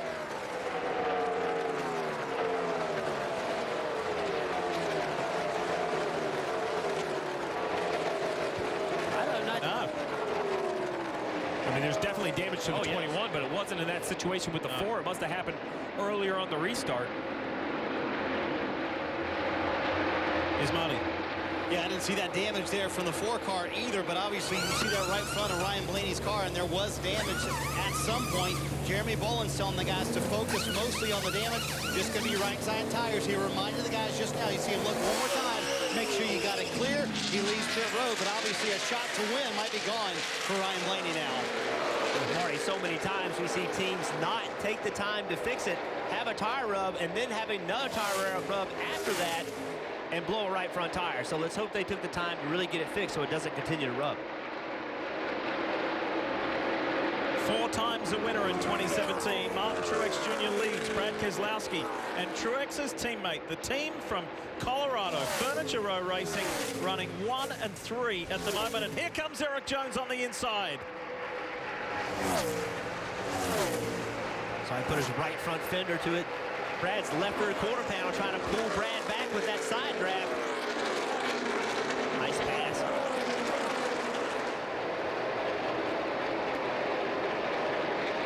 Hey guys, as we watch this battle up front with Eric Jones, the youngster, and Brad Keselowski, the former champion, I did check in with the 21 team. They said there was contact with the 4, but a little bit earlier. So that was what happened, contact between the 4 and 21 that caused that right front fender to cave in for Ryan Blaney. Marty, thank you. What a shame for Blaney. It was a spirited comeback. Matt Kenseth, Kyle Larson, Kyle Busch. That run Matt Kenseth got. Kyle Larson obviously had lost his momentum off turn 4. Matt looked like he was running 30 miles an hour faster. We expected to talk about the 42 and the 24 more. Whoa, look at that. Saw Kyle with his hand out the window. I don't know if he was angry or...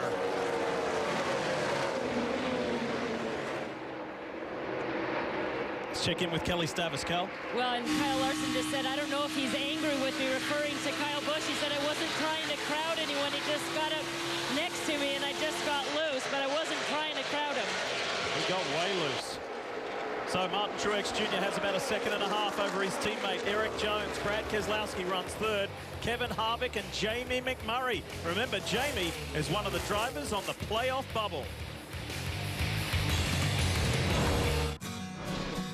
For generations, you've celebrated the holidays with Smithfield and our hand-trimmed, slow-smoked hams. It's a flavor so genuine, we could only do one thing: cut it. Introducing Smithfield Anytime Favorites, the legendary taste you crave, sliced and diced to satisfy your craving anytime. Flavor hails from Smithfield. Think a burger place can't cook up the juiciest chicken sandwich you've ever tasted? Well, think again. The Barbecue, Club, and the New Hawaiian. The charbroiled chicken sandwiches with no antibiotics ever. At Carl's Jr. and Hardee's.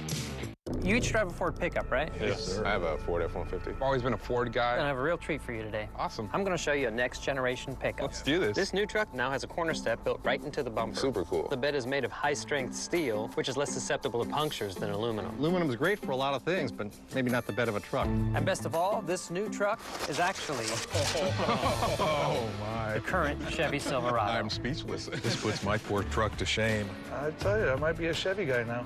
Yeah. You know, Geico just saved me hundreds of dollars on my car insurance. Huh.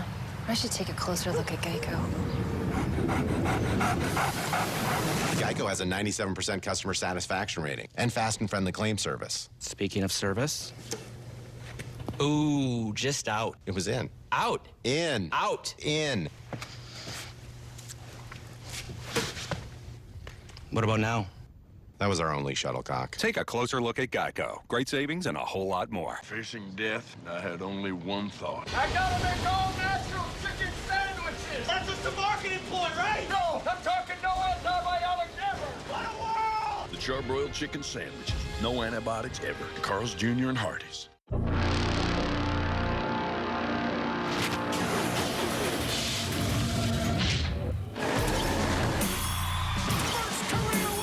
Want to know who's going to be the next big thing?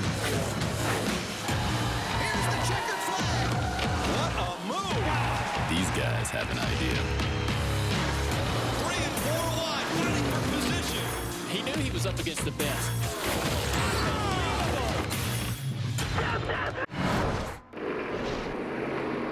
Well, you saw that in non-stop, but this is huge. Kasey Kahne, and look at that Hendrick Motorsports Chevrolet.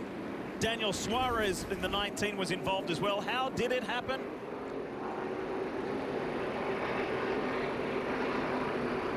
Oh.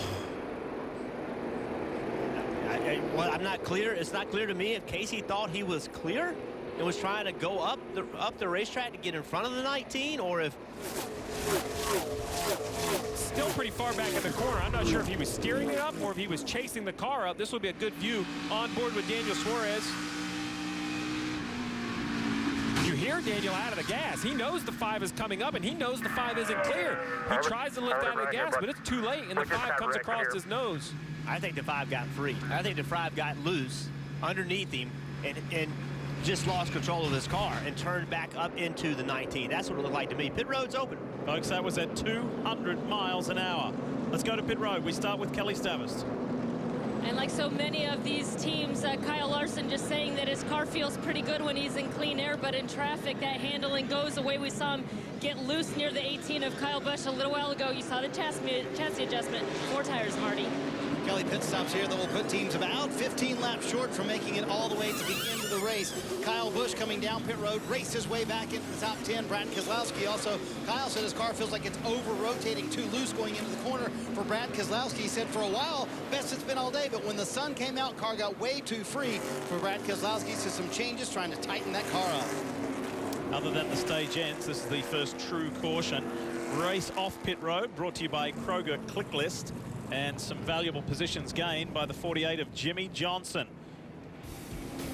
Wow, that was big. Kasey Kahne, Daniel Suarez, both out of the Pure Michigan 400. As we welcome you back to Monster Energy Cup Series racing from Michigan International Speedway. Race 23 on the 36th race schedule, and at the drop of the checkered flag today in 58 laps time. There'll only be 3 races left until the playoff. This is the heavily damaged 5 for Kasey Kahne. Time now for the Subway Fresh Take, and let's have a listen inside team communications about this pretty savage incident. Wipe us out, or what happened there? We kind of just come across our nose. I don't know if I cleared him too quick, or he kind of just come across our, like he was trying to get back in line and just hit our... Well, it's not always clear exactly what happened. You know, we have the luxury of slow motion, and obviously the two get together. It looks like to me the 5 car was coming up the racetrack. I'm assuming he was a little bit free and just couldn't get the car turned. We heard the in-car camera. Daniel Suarez was out of the gas trying to create space. Daniel with a big hit on that inside wall. And there's another one. You saw him take his hands off the wheel.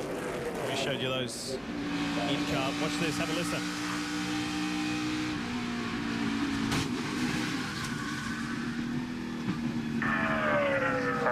Hold it right here, bud. We just got wrecked here. Such a promising day. 5 car pass. This is front the fence. How's your right side, Daniel?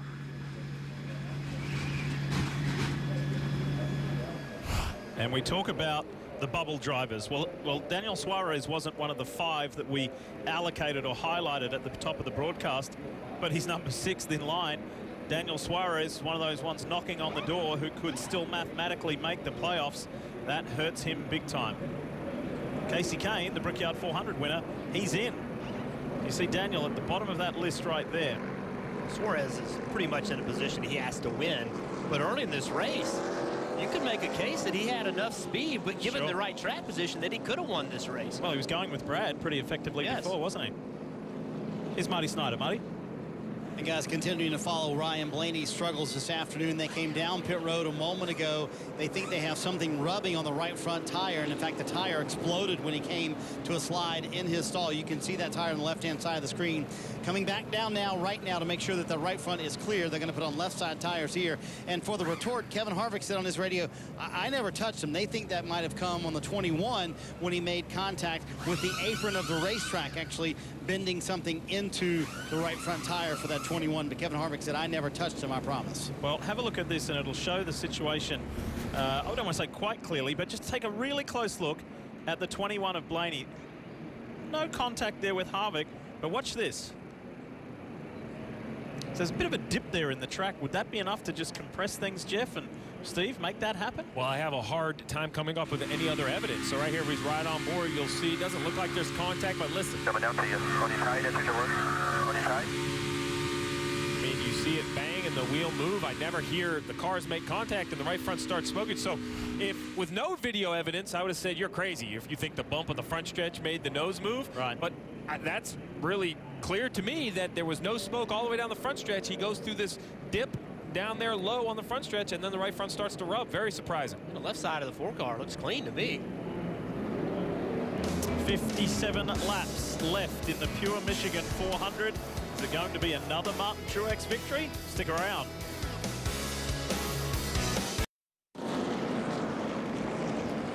There's nothing like attending a NASCAR race, and this season has been full of some of the most intense side-by-side racing in years, and even more dramatic moments than ever before. Visit NASCAR.com/tickets to purchase tickets and make new NASCAR memories at an upcoming race near you, like Bristol next week. Let's take a look at today's lap leaders, brought to you by Polaris Razor. 104 laps led by the two of Brad Keselowski, the man at the front. At the moment, Martin Truex Jr. has led 31. Wow, Kelly, what a moment for the 19 of Daniel Suarez. Tell us more.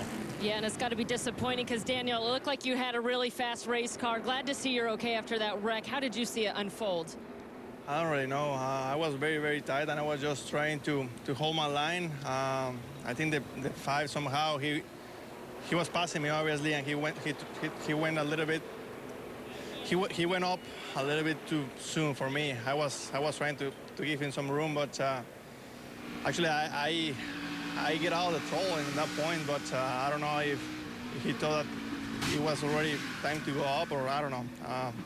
It was disappointing because we came from a good string for 4 top 10s in a row, and obviously this is going to be the end of it. But we're going to regroup and come back stronger next week. Thank you, Daniel. Lee. So it's really disappointing for Daniel Suarez. You can almost hear it in his voice, Lee. He was doing such a nice job, Jeff, as you pointed out. Not sure he had a better car than the 77, but with track position or some sort of creative call to get in front of the 77, he might have been able to hold him off. First DNF since Daytona. He's had a really strong year, really strong rookie year. That's why he leads the Sunoco rookie standings. So, Cal, what you got? Well, Kasey Kahne has now been released after that wicked hit. Looks like you're okay, Kasey. Take me through that. Yeah, I'm fine. We had to, fight from the back. Had a good LiftMaster Chevrolet. We kept working to get up there, and Daniel was going backwards, and I was going by, and I ran the bottom, and I expected we could be close off of the corner, and I was just coming off to, and then we hit. So I don't know. I expected to run side by side down the back stretch, but not give a lot of room, because you don't. Nobody does. But I was making the pass, and I don't know how we hit like that, but ruined it. It's over. Thank you, Kasey. Well, things happen at 190 miles an hour. He didn't say he got loose or anything. I think he just misjudged it.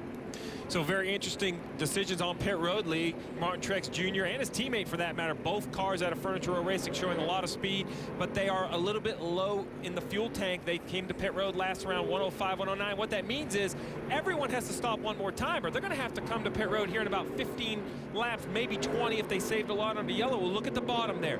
Brad Keselowski running in 9th, just came off pit road.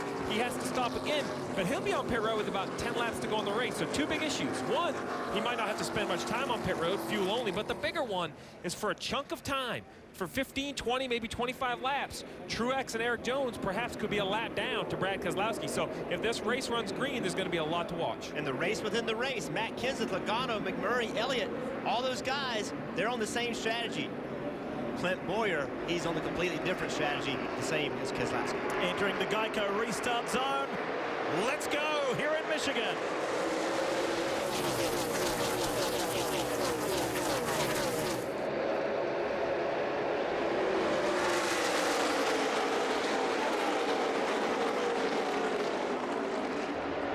Jamie McMurray up on that high side trying to round up Eric Jones. Unsuccessful on that occasion. Here comes Keselowski, popping out of the draft, down on that low line. He's got an inside opportunity on Matt Kenseth. That's a dangerous place to be, though. You see him slide up the racetrack, how loose it gets. We talked about that side force. Brad Keselowski had given it all up running the bottom of the racetrack.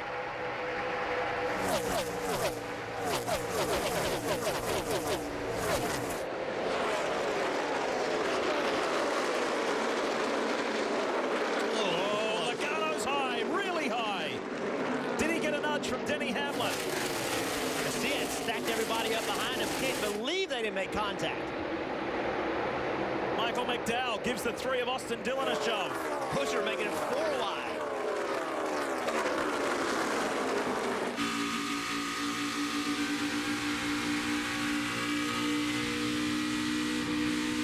Boyer with a tire rub. We talked about those playoff contenders. Clint Boyer with a big right front tire rub. Twice penalized for speeding on pit road today, Clint Boyer. And that's a big damage, more than just a tire rub. The whole front fascia in front of that right front tire, you can see from that shot right there how much damage is done to it. It's completely smashed in. Oh, you don't want to pit. Can we go another lap before we pit? Exactly right. Brett Griffin, the spotter, just said, we're going to have to pit, guys. That right front is going to go. And you hear the debate on the radio. We talked about being on the bubble. These are the chances you might have to take, but this one might be too risky, Steve. Well, they're trying to get just a couple more laps to get in their fuel window. That's their concern, Marty. If they can run 2 or 3 more laps, this could be the last pit stop of the day. The risk, though, Jeff, if that tire goes down, it's 50 or 60 points. It's going to be a major accident. They're just going to have to tough it out in pit right here. I just don't think they can risk it. Pit next time, man. Pit next time. Pit There's next the time. call. Pit next time by. And now if you're Clint Boyer, you're praying that that tire holds. This, it's down. It's down right now. Can he make it back without tearing the right front fender off of it? Everybody does a great job to miss the 14.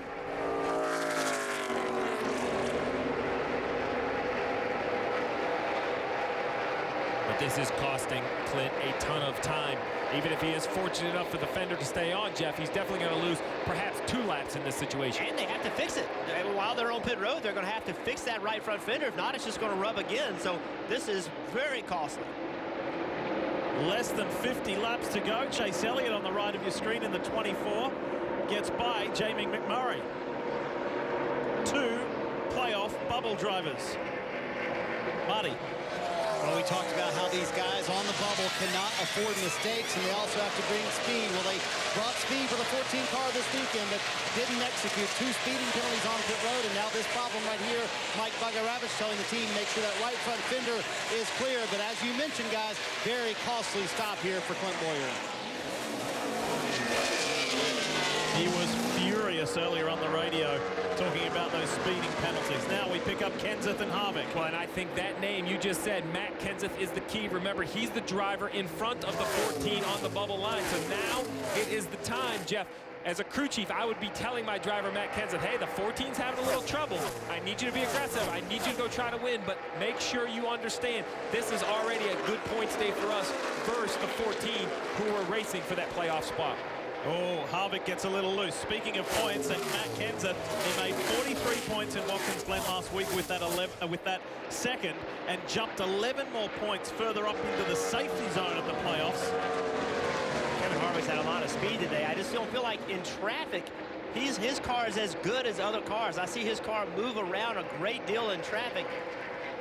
I don't know if that's setup or aerodynamics, a combination of those things, but clearly Kevin Harvick has his hands full when he gets around on the car. Let's talk about, as we see this trio here slugging it out, 24 of Chase Elliott is ahead of this group and running well. He's only 3.1 seconds off the leader, and he last pitted at 110 in comparison to Eric Jones's 109. Leader Martin Truex last came through pit road at lap 105. Chase Elliott, remember the story about the driver of the 24, 3 times here to Michigan, 3 times second.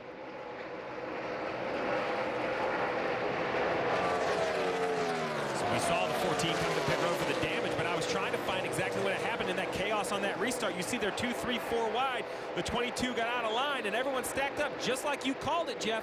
You were shocked they didn't wreck. Well, they didn't wreck, but that 14 made heavy contact to the rear bumper of the 3. That's where the damage came from.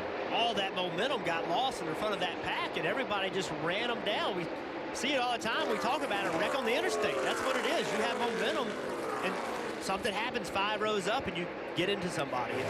It's just, you're going so fast you can't slow down quick enough.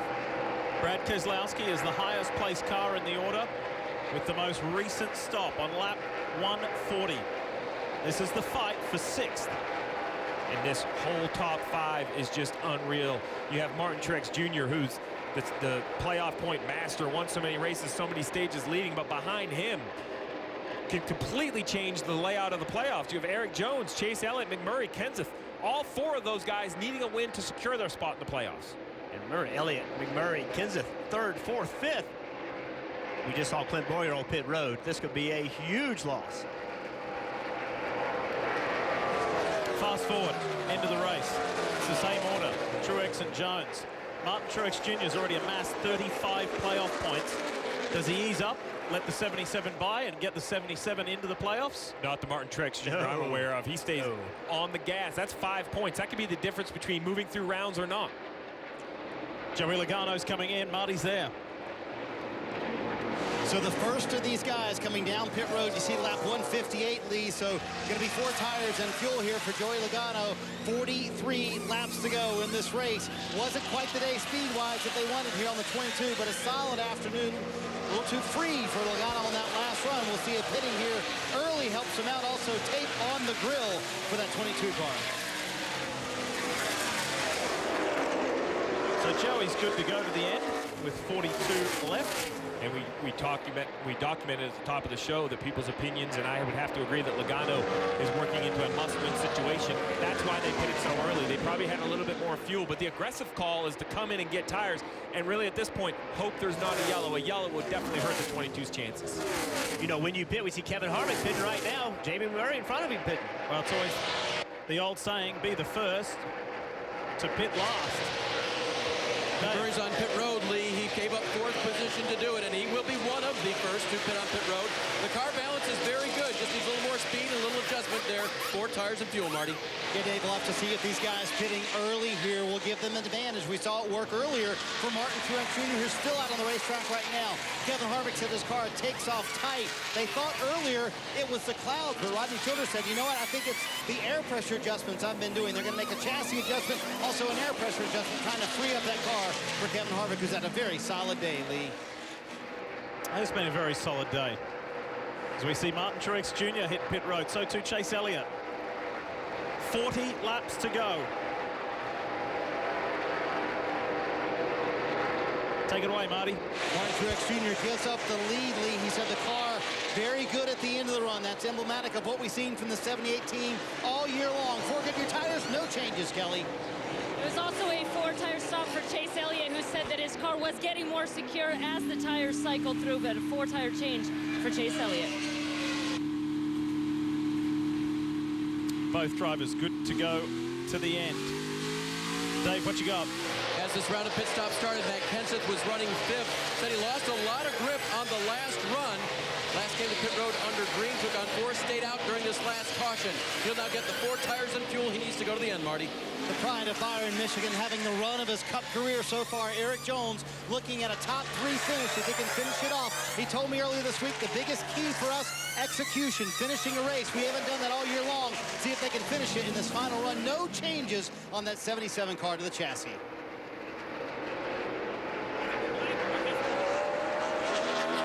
Brad Keselowski brings the 2 to pit road. And Lee, the whole reason that Brad pitted is because the 78 was able to pit, get out on the racetrack, and not lose a lap to the leader. So there was no more advantage for the 2 of Brad Keselowski to stay on the track. Dave?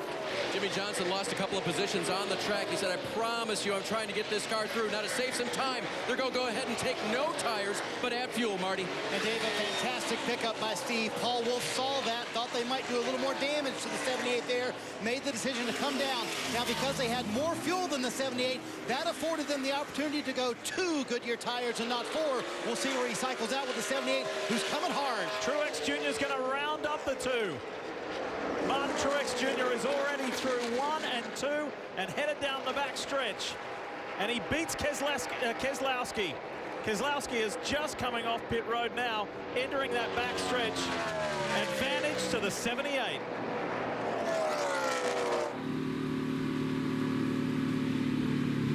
Is Ryan Blaney for the final time, or what should be, Marty? And you see Ryan Blaney coming to pit road. It's going to be fuel only for that 21 car. Remember the day they've had, very strong all afternoon. They remind them, don't slide the tires. That afforded them to go fuel only on that stop.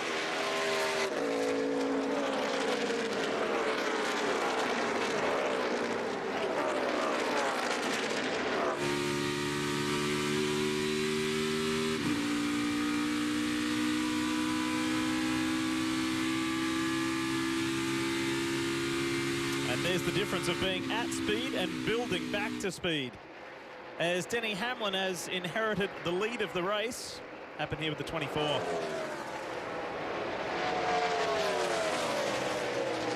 Seemed to drop the jacket. Seemed to mess up the side skirt.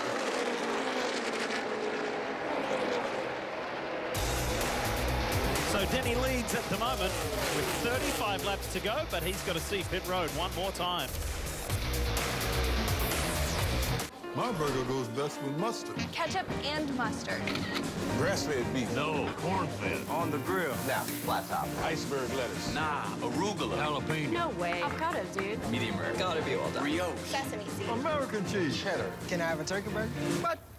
Turkeys are for Thanksgiving, man. I like my burger with the Coke. I'll agree to that. Strictly with the Coke. Only with the Coke. Coke and a burger. Come on. All right. That's where you get the flavor. Facing death, I had only one thought. I gotta make all natural chicken sandwiches. That's just a marketing point, right? No, I'm talking no antibiotics ever. What a world! The Charbroiled chicken sandwiches. No antibiotics ever. Carl's Jr. and Hardee's. May you grow up to be righteous. May you grow up to be true. May you always know the truth. Long live honor. And long live the truck that salutes those who've built this country.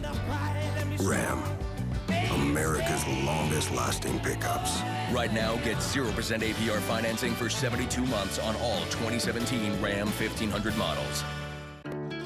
Go for it. All right. In my Johnsonville commercial, we open with a car chase. There's semis, you got a couple of bikers in there, and grandmas on scooters. There's a news reporter down there, and she's going blah, blah, blah, blah, big car chase. Oh, yeah, they're chasing the Johnsonville Big Taste Grill. Finally, the driver turns to the guy next to him and says, "Did you leave the brats on the grill again?" And he goes, "Yep." Might as well put them to good use. I don't know how it ends. It could be an explosion, maybe. And that's a commercial made the Johnsonville way. Think a burger place can't cook up the juiciest chicken sandwich you've ever tasted? Well, think again. The Barbecue, Club, and New Hawaiian. The Charbroiled chicken sandwiches with no antibiotics ever. At Carl's Jr. and Hardee's. This is our magnificent mile and a half. These are our monsters of the Speedway. And this is our kind of town. This is Chicagoland Speedway, the Windy City's home for NASCAR, and summer's last big party featuring Josh Turner. The Monster Energy NASCAR Cup Series playoffs start here. Get your tickets now at ChicagolandSpeedway.com.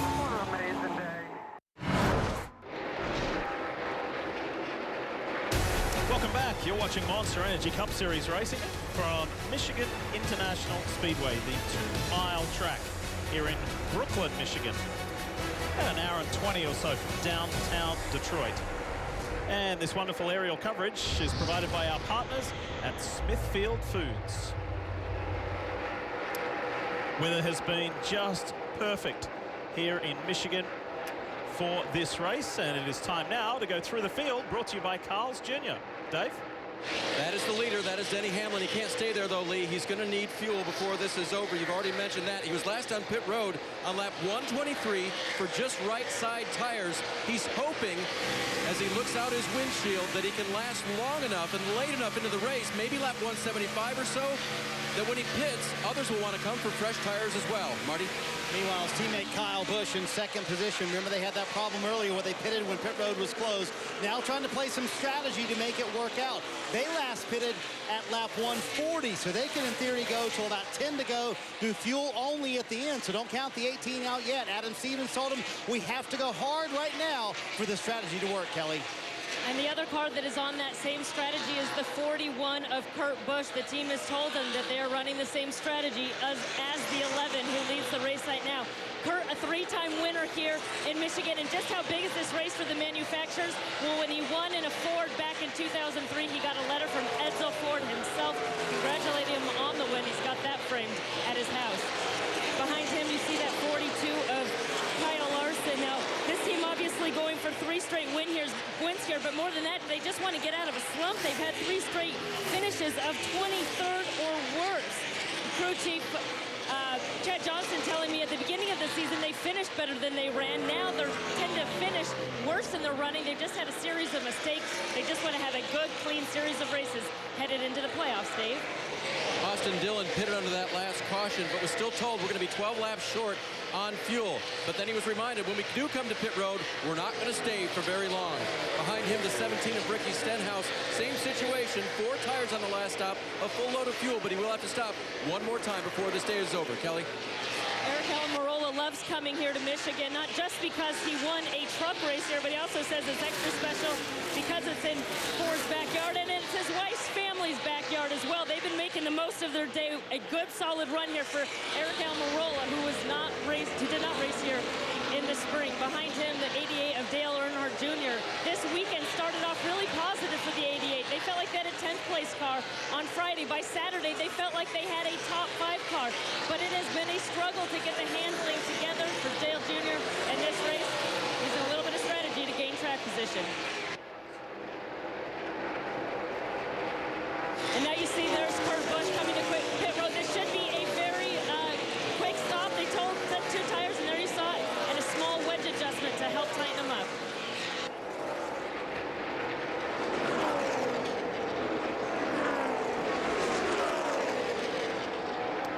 So as the 41 exits, we go back up to the top, but again stressing the point that the 11 of Denny Hamlin, the driver carrying our NBC helmet cam here today in Michigan, will need to see pit road one more time.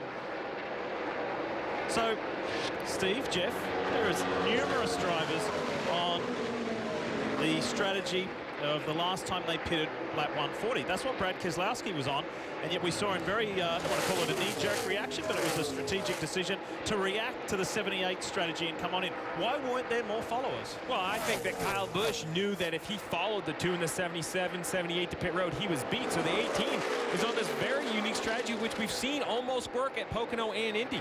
He's going to run as long as he can, and while he doesn't need much fuel, I don't think he has a chance to win that way. The chance is a yellow comes out. In, say, 8 or 10 more laps, he can pit under yellow.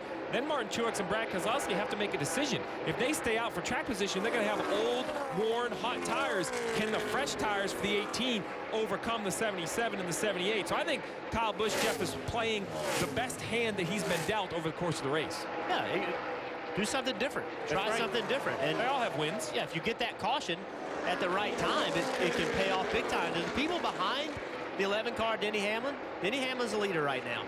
But directly behind Denny Hamlin, you have Jamie McMurray, Chase Elliott, Matt Kenseth. They're all a lap down. Right. They're all a lap down right now. So you want a race to be the first guy one lap down, right? So this race between these guys trying to get back in a lead lap. There's Jamie McMurray trying to get around 11. 11's coming on pit road, so that puts all these guys back in the lead lap. By the way, Eric Jones has managed to work his way in between Brad Keselowski and Martin Truex Jr. We'll follow that more later. Here's Denny Hamlin. And Lee, of course, this strategy will not pull others onto pit road because it's happening under green. The idea was to hopefully get a caution later for Denny Hamlin. So now he'll take 4 tires, take the Sunoco fuel, and take his medicine.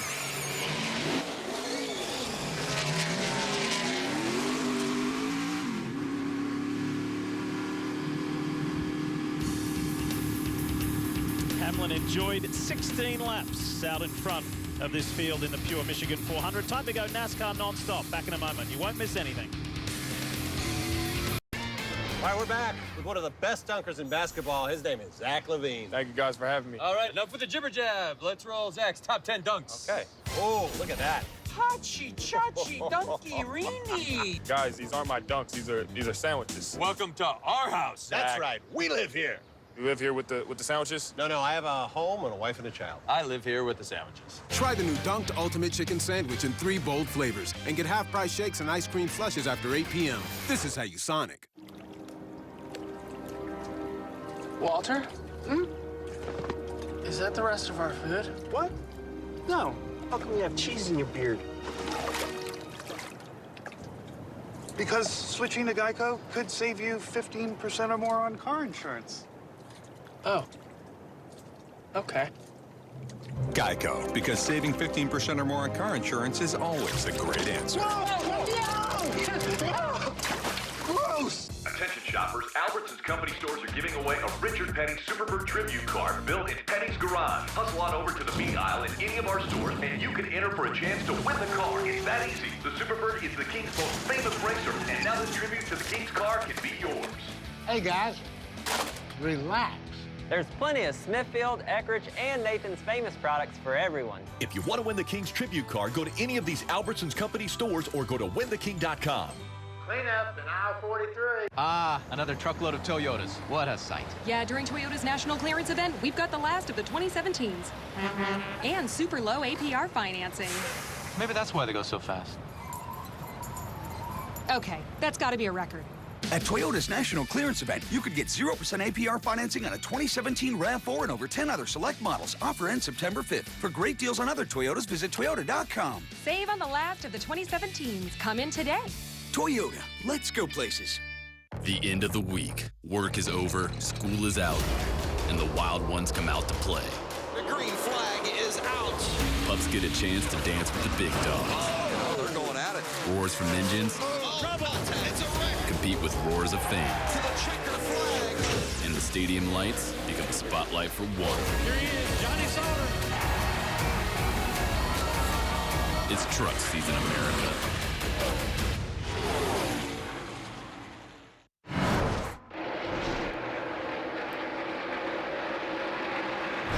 This Wednesday on NASCAR America, the show is live from the NASCAR Hall of Fame. And as you know, NASCAR America is every day from 5 p.m. Eastern. This week's guest, we're pleased to say, is Ryan Newman. NASCAR America from the Hall of Fame, Wednesday at 5.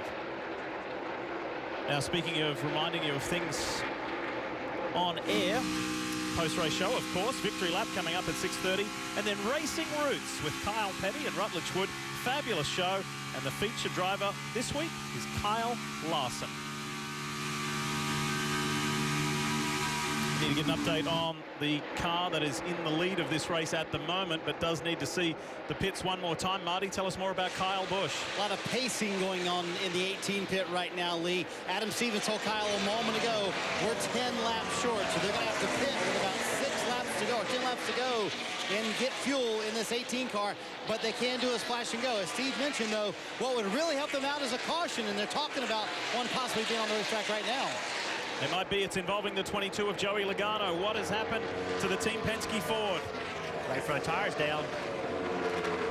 This is going to be a big changing point in the race. If this 22 can make it back to pit road with that tire staying on the car, then this track will stay green. But if a piece of debris comes off and this caution comes out, it'll change the entire complexion here with 15 to go.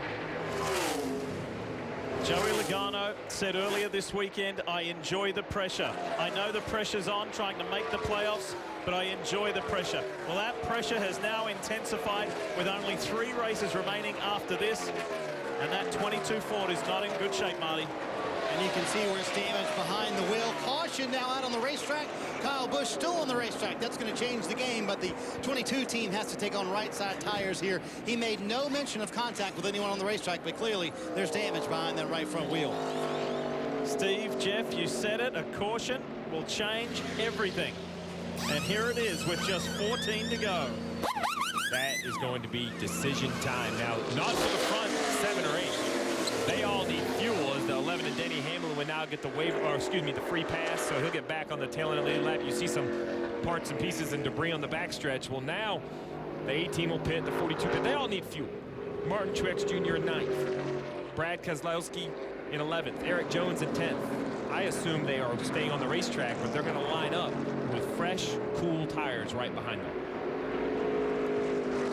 I think it's an easy decision for Truex, Eric Jones, Keselowski. It gets a little more difficult down there at Chase Elliott, Matt Kenseth, because they'll be the first cars without tires. So that's where the decision is going to get tough. The problem is that they pit, they're going to be the last car with tires. So, you know, track position versus tires, I think I'm going to have to take track position. And if you're Chase Elliott, old tires on a restart here, you know, what are you going to do? How do you, can you protect the points? We talk about the inside and the outside line. I really, if I'm Kenseth or Elliott, I'm counting cars. If I'm going to line up on the inside in 5th or 7th, I'm probably going to come get fresh tires. If I line up on the outside, I might stay on the racetrack. That's a tough call. Remember, they're all racing for points. McMurray, Kenseth, Elliott, just by chance, as it always works out, they're all racing each other for points, trying to get in the playoffs. They're 12th, 13th, 14th. What are they going to do? Will they just try to do the same thing? That today's been a good day. The 14 car's in trouble. The 22 car just had trouble.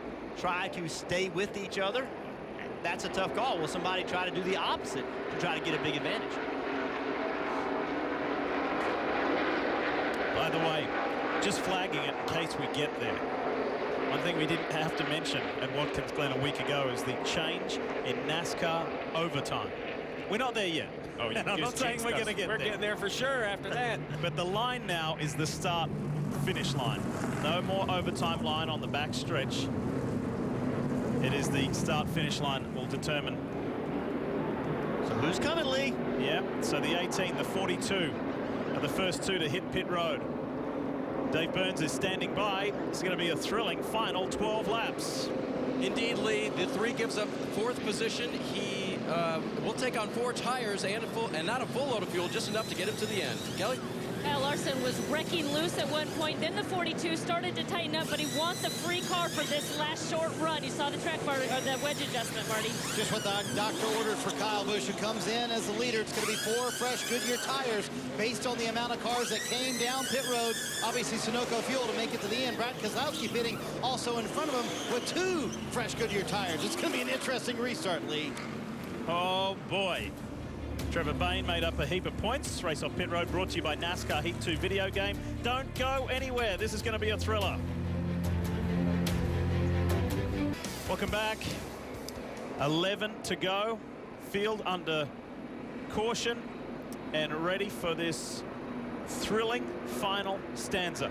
Jeff Burton, how do you see this one playing out? Okay, so most of these cars right now, they're the wave around cars. They will go by when they come to the start-finish line with 1 to go. The way it's going to line up, Martin Truex Jr., no tires. Eric Jones, no tires. Kenseth, Elliott, no tires. The first car with tires, Trevor Bayne on the inside in 5th, and behind him is Kyle Busch. Yeah, and surprising, then you have Dillon and Larson, Newman all had to pit for fuel. A little surprised the two of Brad Keselowski, who's back in 10th on 2 tires, came to pit road. He had fuel, so I thought he was going to be just fine and was going to stay on the racetrack. They obviously felt like they needed to make adjustments to try to go for a win. Remember, a good day in the points isn't what the two's looking for. They're looking for basically wins and those playoff points. The man who masterminded the win last weekend in Watkins Glen for the 78 of Martin Truex Jr. is Cole Pern. Marty?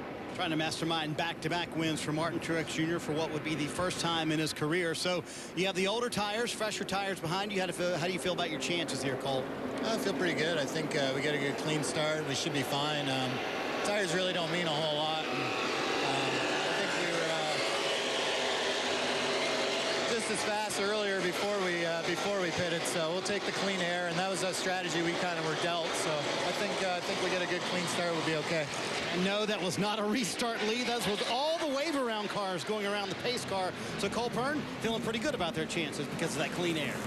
Lee, it's not just who's going to win the race for the joy of winning a race, but look at the playoff standings and the names that are running up front. Elliott, Kenseth, McMurray is down a little bit further, but Boyer, Logano haven't had the best of days. Not even on that picture is the 6th. Eric Jones is also in 19th. A lot of names around the playoffs, Jeff. You know, and Eric Jones on the outside, on the inside here with a chance to win the race. If he wins the race, he moves in. Imagine what the playoffs look like then. Then you'd only have 2 spots open for points. But what do you do here? We've talked about it all day. Is this inside line going to be any good? You have Matt Kenseth trying to race himself into the playoffs, starting on the inside line on old tires. The restart master right beside him, Kyle Busch. Can Kyle Busch take those 4 tires and make it 3 wide on the outside, get into turn? Or is today the day? Is today the day Chase Elliott ends up with the right restart at the right time from the right position? He had the right position last year, couldn't make it happen. He was on the inside of the spring, fought hard to second. Now he's in the outside lane, road to a great restart. At his best track, a win could put him in the playoffs. 2 of the top 4, Lee, have never won a cup race. This is your shot. With just 3 races left to the playoffs, the field enters the Geico restart zone. Let's go. One final time here in Michigan. The 78 of Truex Jr. has his teammate in tow. Eric Jones. Kenseth on the inside. Chase Elliott goes around the high side. Kenseth makes that low line work.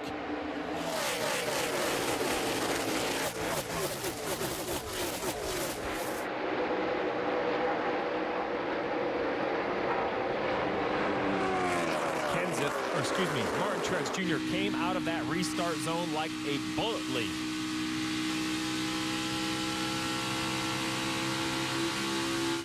And that's why he is where he is. Look at that. It's the Furniture Row cars, 1 and 2. Larson goes down low. Kyle Busch tags in behind. Tell you what, Larson has got some momentum here. Ryan Newman down on that low side.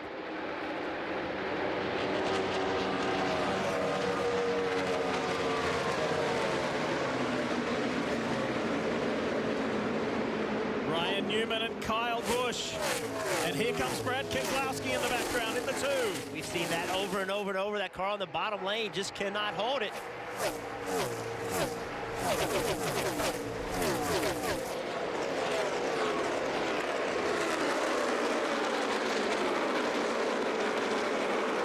Seven laps to go here at Michigan. Martin Truex Jr. 5 times has finished in the top 3. Could he get the win here at this 2-mile track that's eluded him? And it all came down to that restart. We mentioned it, so you see the 78. As soon as he got in that Geico restart zone, he was on the gas, accelerated, was able to clear the 77 into turn 1. I think that was a big advantage, Jeff, that gave him both lanes to use through 1 and 2. It was a huge advantage. Chase Elliott just was not able to keep pace with him. Allowed Eric Jones to enter turn 1 single file. The 42 of Larson has caught Chase Elliott.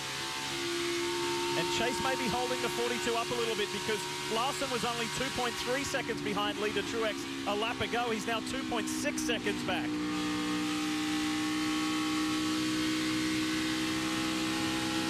Six laps remain.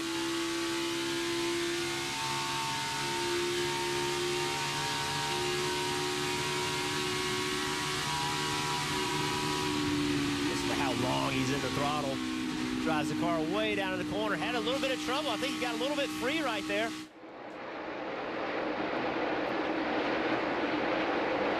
Two of the future faces of NASCAR. Two who will be around for a long time. See them going around. We've got a caution. Michael McDowell. Paul Menard. Okay, we're rolling here. Just lock it down. Lock it down. Lee, I told you mentioned that overtime line. There is the guy who has completed 99.1% of the laps of the season. Higher than anybody else, Michael McDowell. Go here, don't tear it up.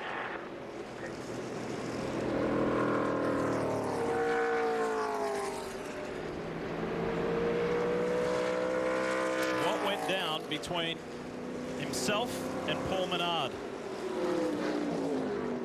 The Levine Family Racing 95. Let's have a look. You see Paul Menard underneath Michael McDowell. Same thing we've seen all day. You're just underneath another car, side by side. You just do not have the grip. All the air gets pulled off your car. Paul Menard just got up the racetrack and got into the side of him. We've seen this over and over and over. They haven't all ended in wrecks, but there's been many close calls.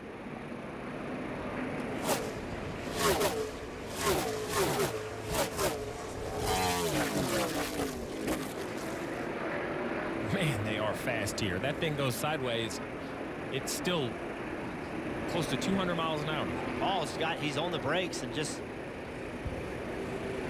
still makes contact.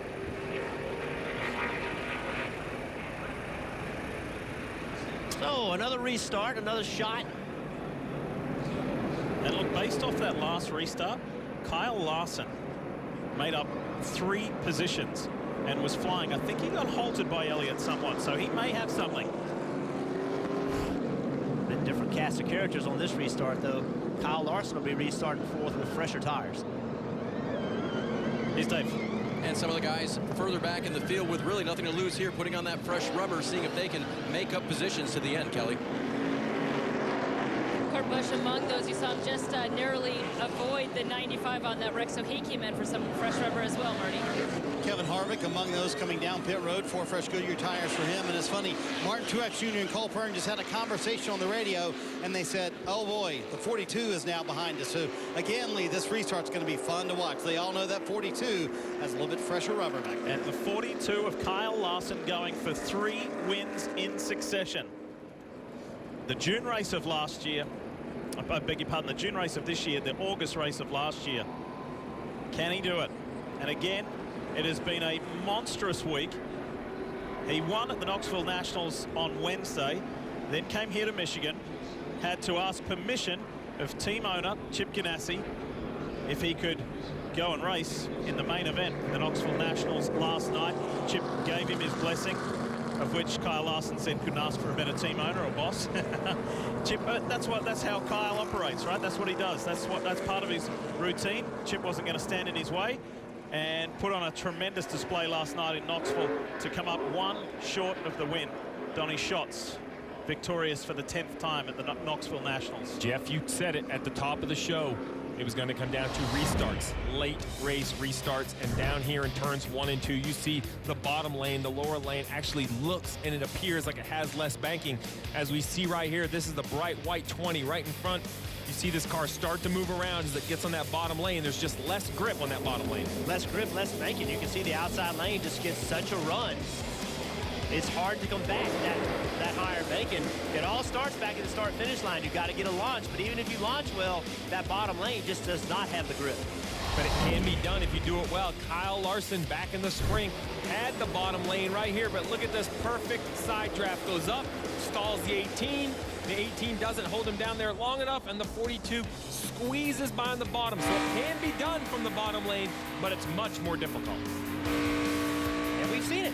We just saw another wreck with a car on the outside of another car. Not only do you have less banking, you have a car on the outside of you pulling that air off of you, makes it that much more difficult. Going red flag here.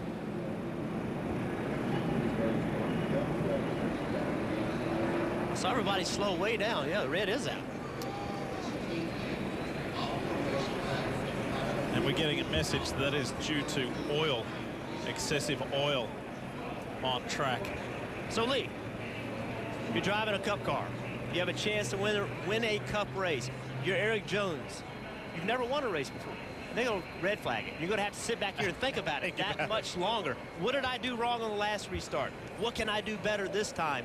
This gives you a little bit of an opportunity to think it through, to use this to learn, to try to apply what you just did wrong, to try to do it better this time. And add an extra layer to that. The guy you got to try and beat is your teammate. Yeah, who, by the way, happens to be very good on restarts. And you're going to have Kyle Larson on the outside behind your teammate on fresher tires. Well, Jeff, we just broke down restarts in turn 1 and 2, but you said it.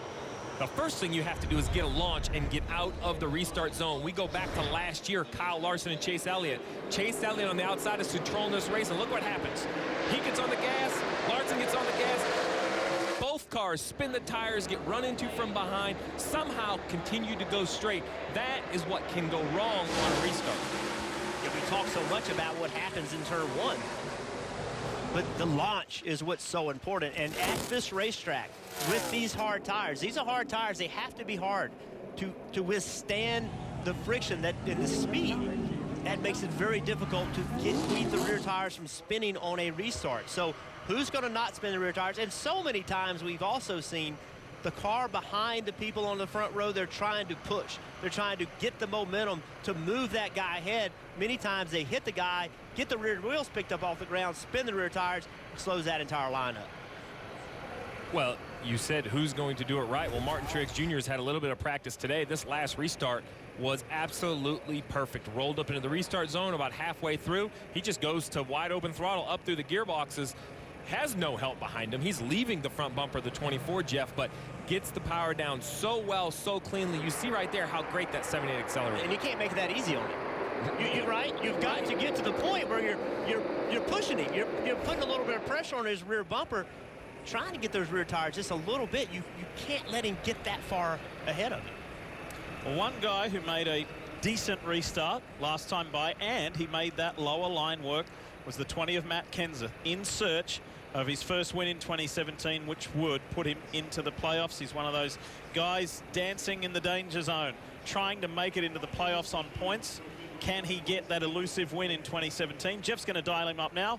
We go inside the 20. Hey, Matt, it's the guys up in the NBCSN booth. You with us?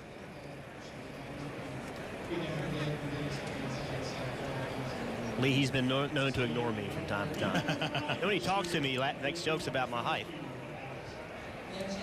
Matt, Jeff Burton in the NBCSN booth. You with us? No. Okay, we won't talk then. Talk to you later. I mean, it always amazes me how a guy battling for a win that can move him into the championship battle can make jokes. How do you stay that calm, Matt? I don't know. Too much good get worked up. So our Toyota Camry's been pretty decent today. So we never had some leaks in his lead. So unfortunately, I was a little too fast down pit road. Got us behind a little bit, but had good pit stop straight strategy. And Scott is here. It's just once it singles out, it just takes a long time to catch somebody, wear him down, and pass him. Well, Matt, you're going to restart third here. We've seen that bottom lane in the previous races be really, really bad, but in this race, it hasn't seemed to be that bad. Do you feel like you can get the restart you need to win this race? Well, yeah, I would hope so. You're pretty dependent on that front row. You know, they both got to get rolling and have a clean restart as well. We've been fairly decent, knock on wood, on the bottom so far.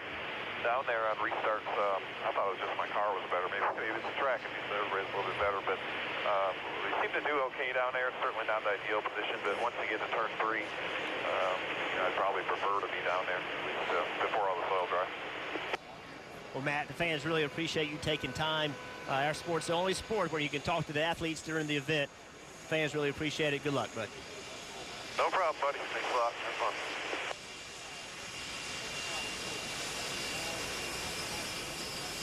So just waiting for the track to be cleaned up here after the incident with Paul Menard and Michael McDowell, reminding you that whenever the race is complete, we've got our full post-race show as usual. Lots of reaction to the Pure Michigan 400. Victory lap coming up a little after that, and then at 7:30, Racing Roots, Kyle Larson. Will he be a 3-time Michigan winner? Is the question that will be answered sooner rather than later. And we promised you right at the top of the broadcast that we would continually revisit the storyline of those drivers on the bubble, on the playoff bubble, because after today, just 3 races remain. And boy, that last regular season race at Richmond is going to be tense.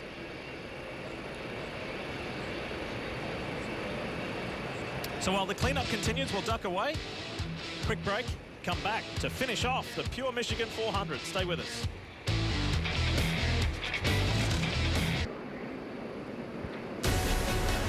Late afternoon here in Michigan as we welcome you back to the Michigan International Speedway.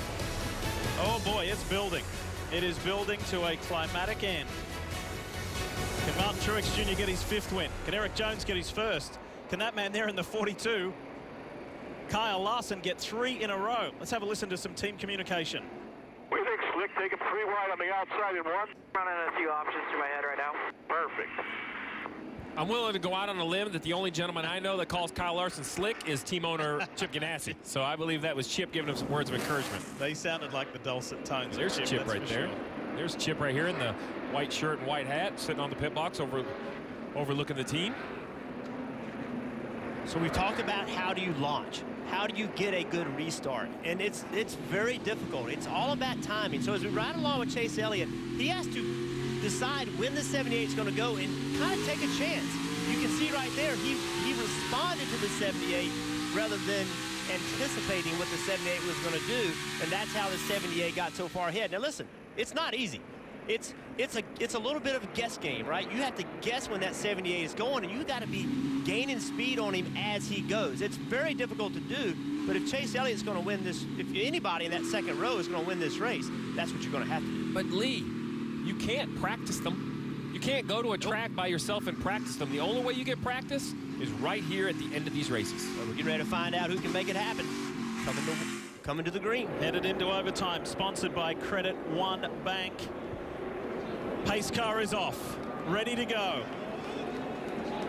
All furniture row, front row. Watch for that target car of Kyle Larson entering the Geico restart zone. Let's go! Larson's trying to split him. He's in between the 2 Toyotas. He bounces off Martin Truex Jr. right in front of Matt Kenseth, and he's on the low line. Kyle Larson with a blinding restart. Has Truex got anything for him down the back straight? Trevor Bayne in the 6-2. What a great start from the Roush Fenway driver. Coming to the line, and once Kyle Larson crosses here to get the white, it will be final. White flag to the 42 Chip Ganassi racing driver. Less than 2 miles to go. There's a hat trick on the line.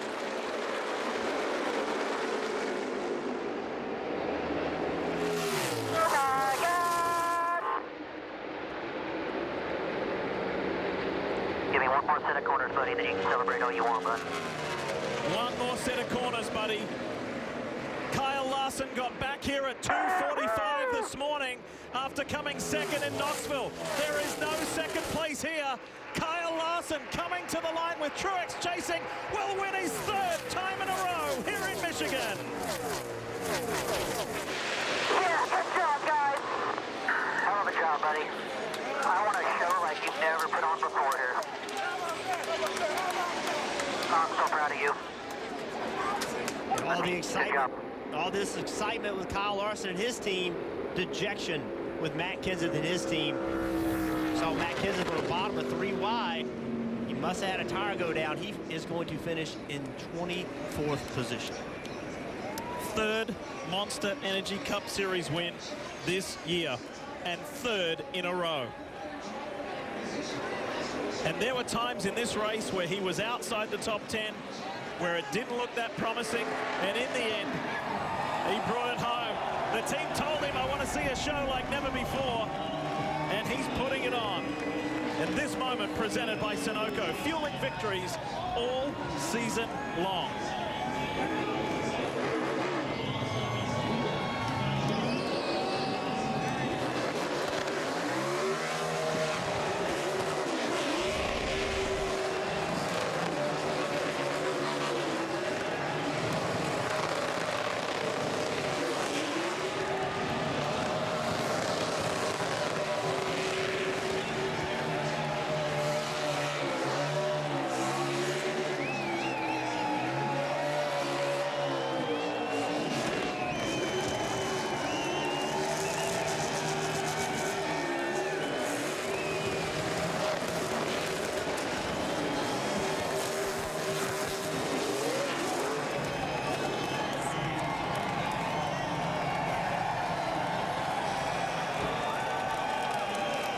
Sometimes, Lee, you win with the fastest car.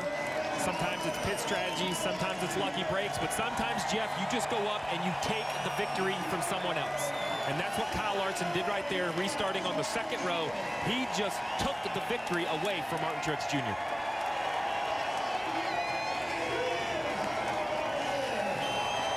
It's pretty awesome when your car owner comes on and says, make it 3 wide on the outside. You know, you have permission to bring it home on a wrecker or bring it home with a checker.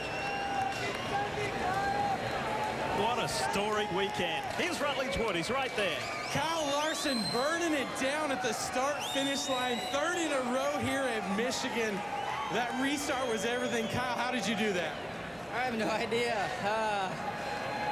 I was running a few options through my head and of what to do if I got a good jump. And that was one of them. And it worked out perfect. So I can't believe it happened. We were struggling all day. Definitely not as good as we were the last 2 times we won here, but we persevered and had some good restarts there at the end. What do you want to say to your fans right now? This is Chip Ganassi getting in there. Just clocked me in the head there. I want to thank him for one, for finding me in 2011, bringing me up from USAC ranks to race for him. I want to thank all my fans as well. This has been an incredible week for me. To be able to go run the Knoxville Nationals yesterday, run second to Donnie Schatz, and then come here and win and beat Martin Truex, who is the Donnie Schatz right now. So definitely a week I'll never forget. We'll see you in victory lane, buddy. Thank you.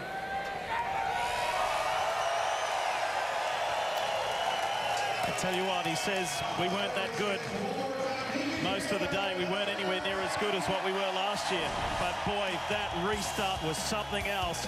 And Kyle Larson powers the Target Ganassi machine all the way to victory lane here in Michigan. How about that?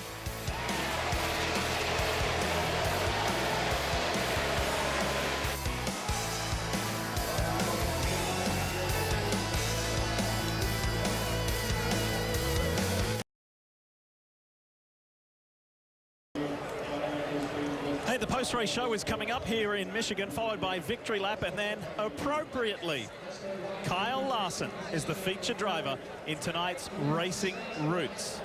Just perfect timing, and time for the post-race show. Here's Chris Devoda. Thank you, Diff. Yep, the winning driver is in victory lane. We'll go ahead and let him climb out and celebrate. This one feels pretty good. We're getting a bath with this one, that's for sure. Let's get in here. I'm going to get his owner, Chip Ganassi, in here, too. As Kyle hugs his spotter, Derek Nealon, all of his crew guys. We got a bath on that one, Chip. Yeah. Unbelievable, huh? What a kid. The way he's driving right now. You know, he was at Knoxville last night, got here in the middle of the night, got some rest. I said, you sure you can do this? One night and the next day? He said, yes. He's just an incredible driver. Go get your driver. Bring him over here. We want to talk to him. We're going to have Chip do the honors here.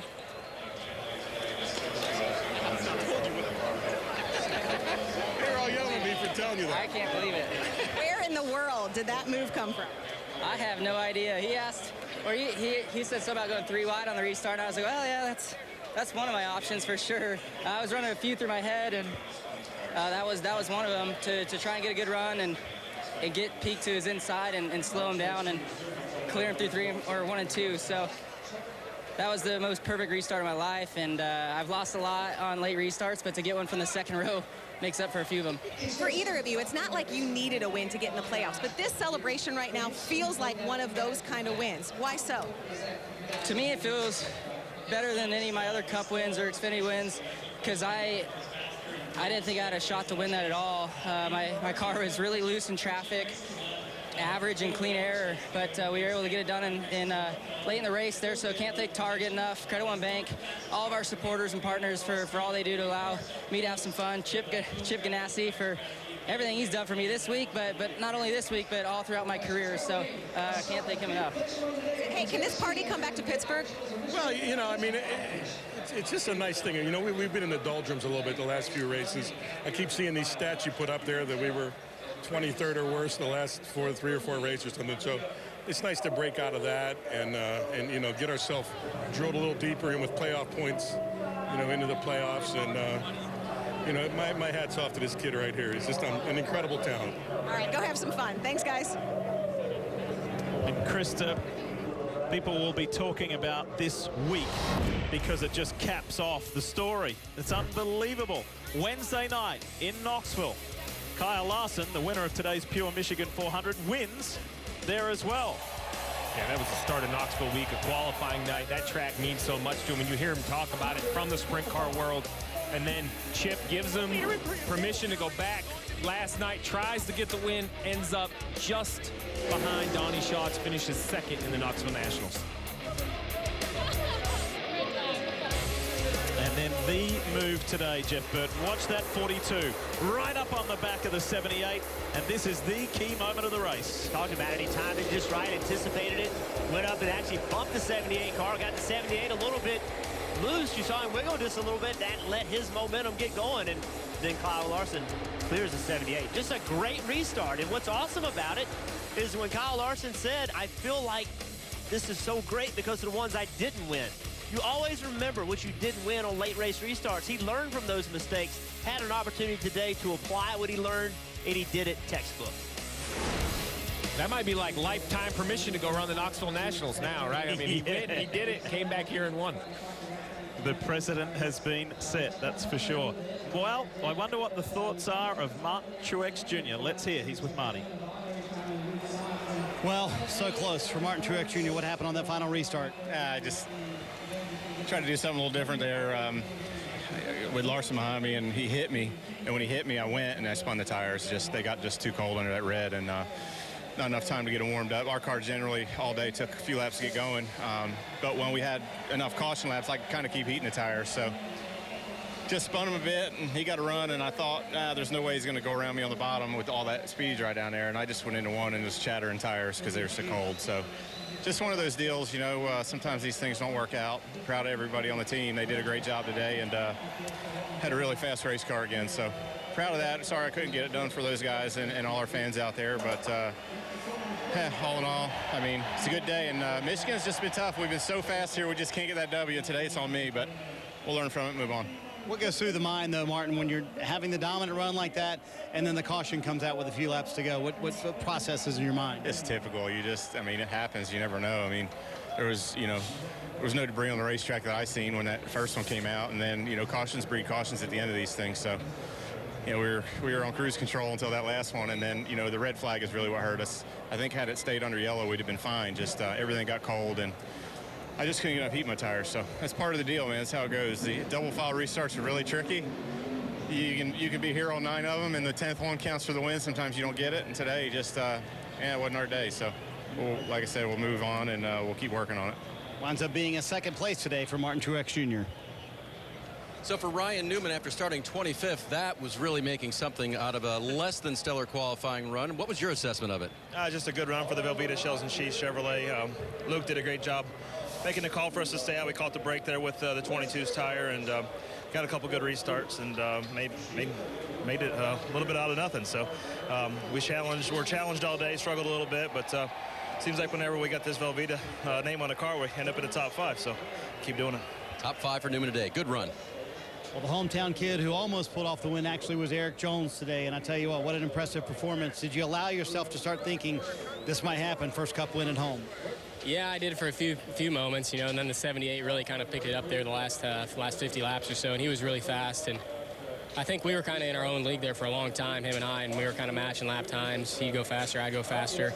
I really think it was going to be whoever was out front was going to win at the end, and unfortunately, neither of us got it done. So neither of us really got going great on the last restart. I spun my tires, he spun his, and just wasn't what we needed at the end. How frustrating was it to start on the bottom on all those restarts, Eric? That's a tough spot. Yeah, it was tough. It wasn't quite as bad as it was here in the June race, but it was definitely still tough. It was really hard to get through one, and it was hard to get going in the restart zone too. I don't know why. It just seems like you struggle down there with the I guess the radius of the straightaway is a little tighter, but it was frustrating. You want to be up there on the top and kind of commanding the guy in the bottom lane, but just couldn't, never quite worked out for us. Nonetheless, a career day for the young man from Byron, Michigan. A really impressive run, Marty, indeed. So we go to the updated playoff standings. And things just get more and more interesting with, as we keep saying, Jeff, just 3 races to go now. Well, Chase Elliott and Jamie McMurray with solid days, you know, padded their lead a little bit over Clint Boyer. Clint Boyer had a struggle, spent on pit road, got the damage on the right front, so he's dug himself a little bit of a bigger hole than he would have had. Well, you mentioned those two. Well, Matt Kenseth in the 20 car, he was in position right here on the second row with Kyle Larson. As you see on this final restart, the big run by the 42, well, the 20 goes to the bottom and gets squeezed in there 3 wide. And 3 wide on the bottom, and Michigan's very tough. Then Kyle Larson comes down, and Matt has to lift a little bit. That loses his momentum. He's going back quickly now. Gets to the wall a little bit. Everybody's stacked up, obviously having an issue right there. You see how slow he is. He obviously has a tire going down already.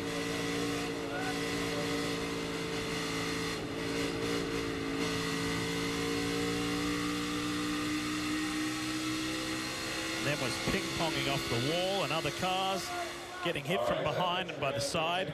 Check this out.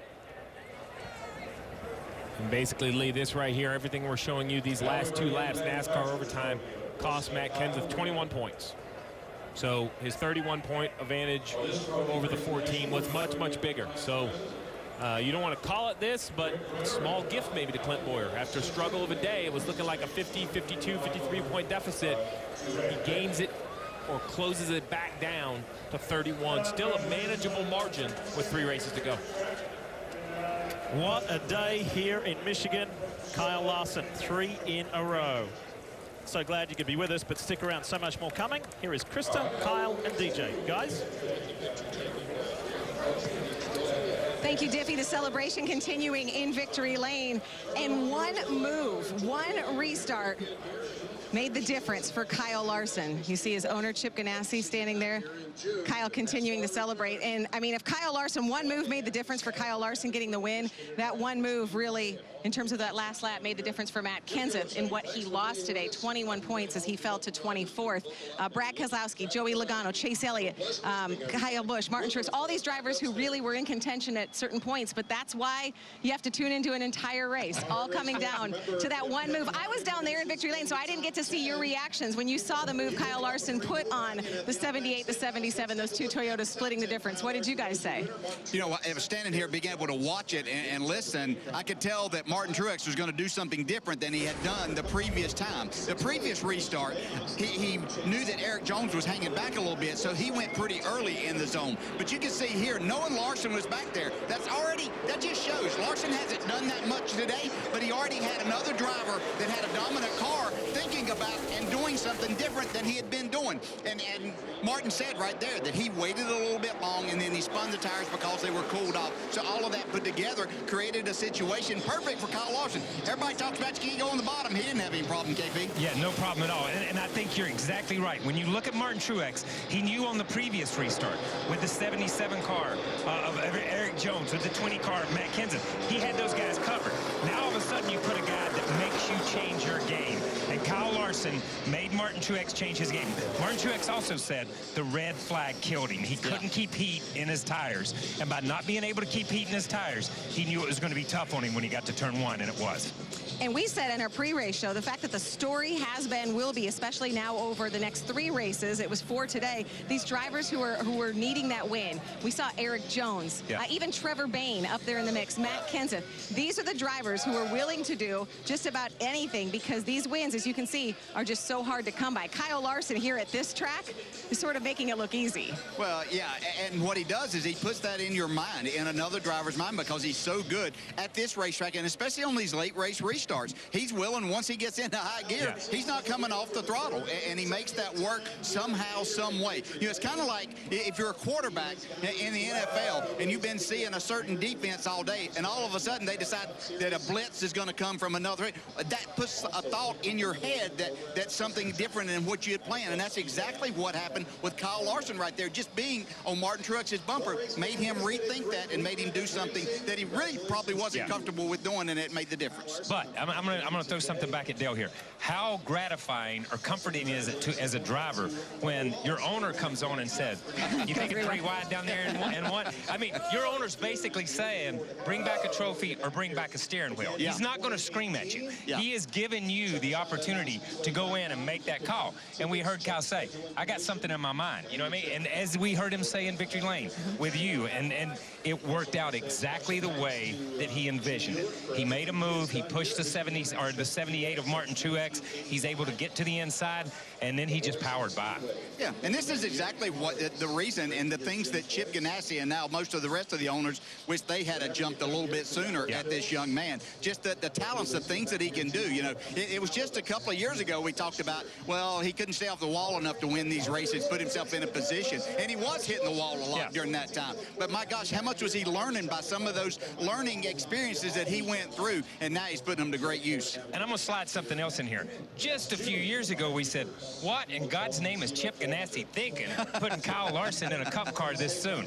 I think this just ratifies what Rick Hendrick has done with William Byron, too. It shows that if you put them in early enough and you get them in the right equipment and grow with them, that they'll win races and pay dividends. Yeah, they're young and they have to continue to learn. Why not learn against the best? You know, learn on the job. That's what this is. You know, Jeff Burton and Steve Letarte said you can't practice these restarts. No. You got to be in that position, and he put himself in that position enough to really learn and take advantage. Yeah, it's crazy. They said it right before that restart happened. And then as we're looking at Chip Ganassi, and you mentioned him, Kyle, it just reminded me, I was watching the celebration on the pit box as Kyle took the checkered flag. Chip Ganassi must have taken Chad Johnson, the crew chief's shoulders, and just shook him like a rag doll off the chair. Oh, good, we have it. This was hilarious. Watch the excitement from Chip Ganassi.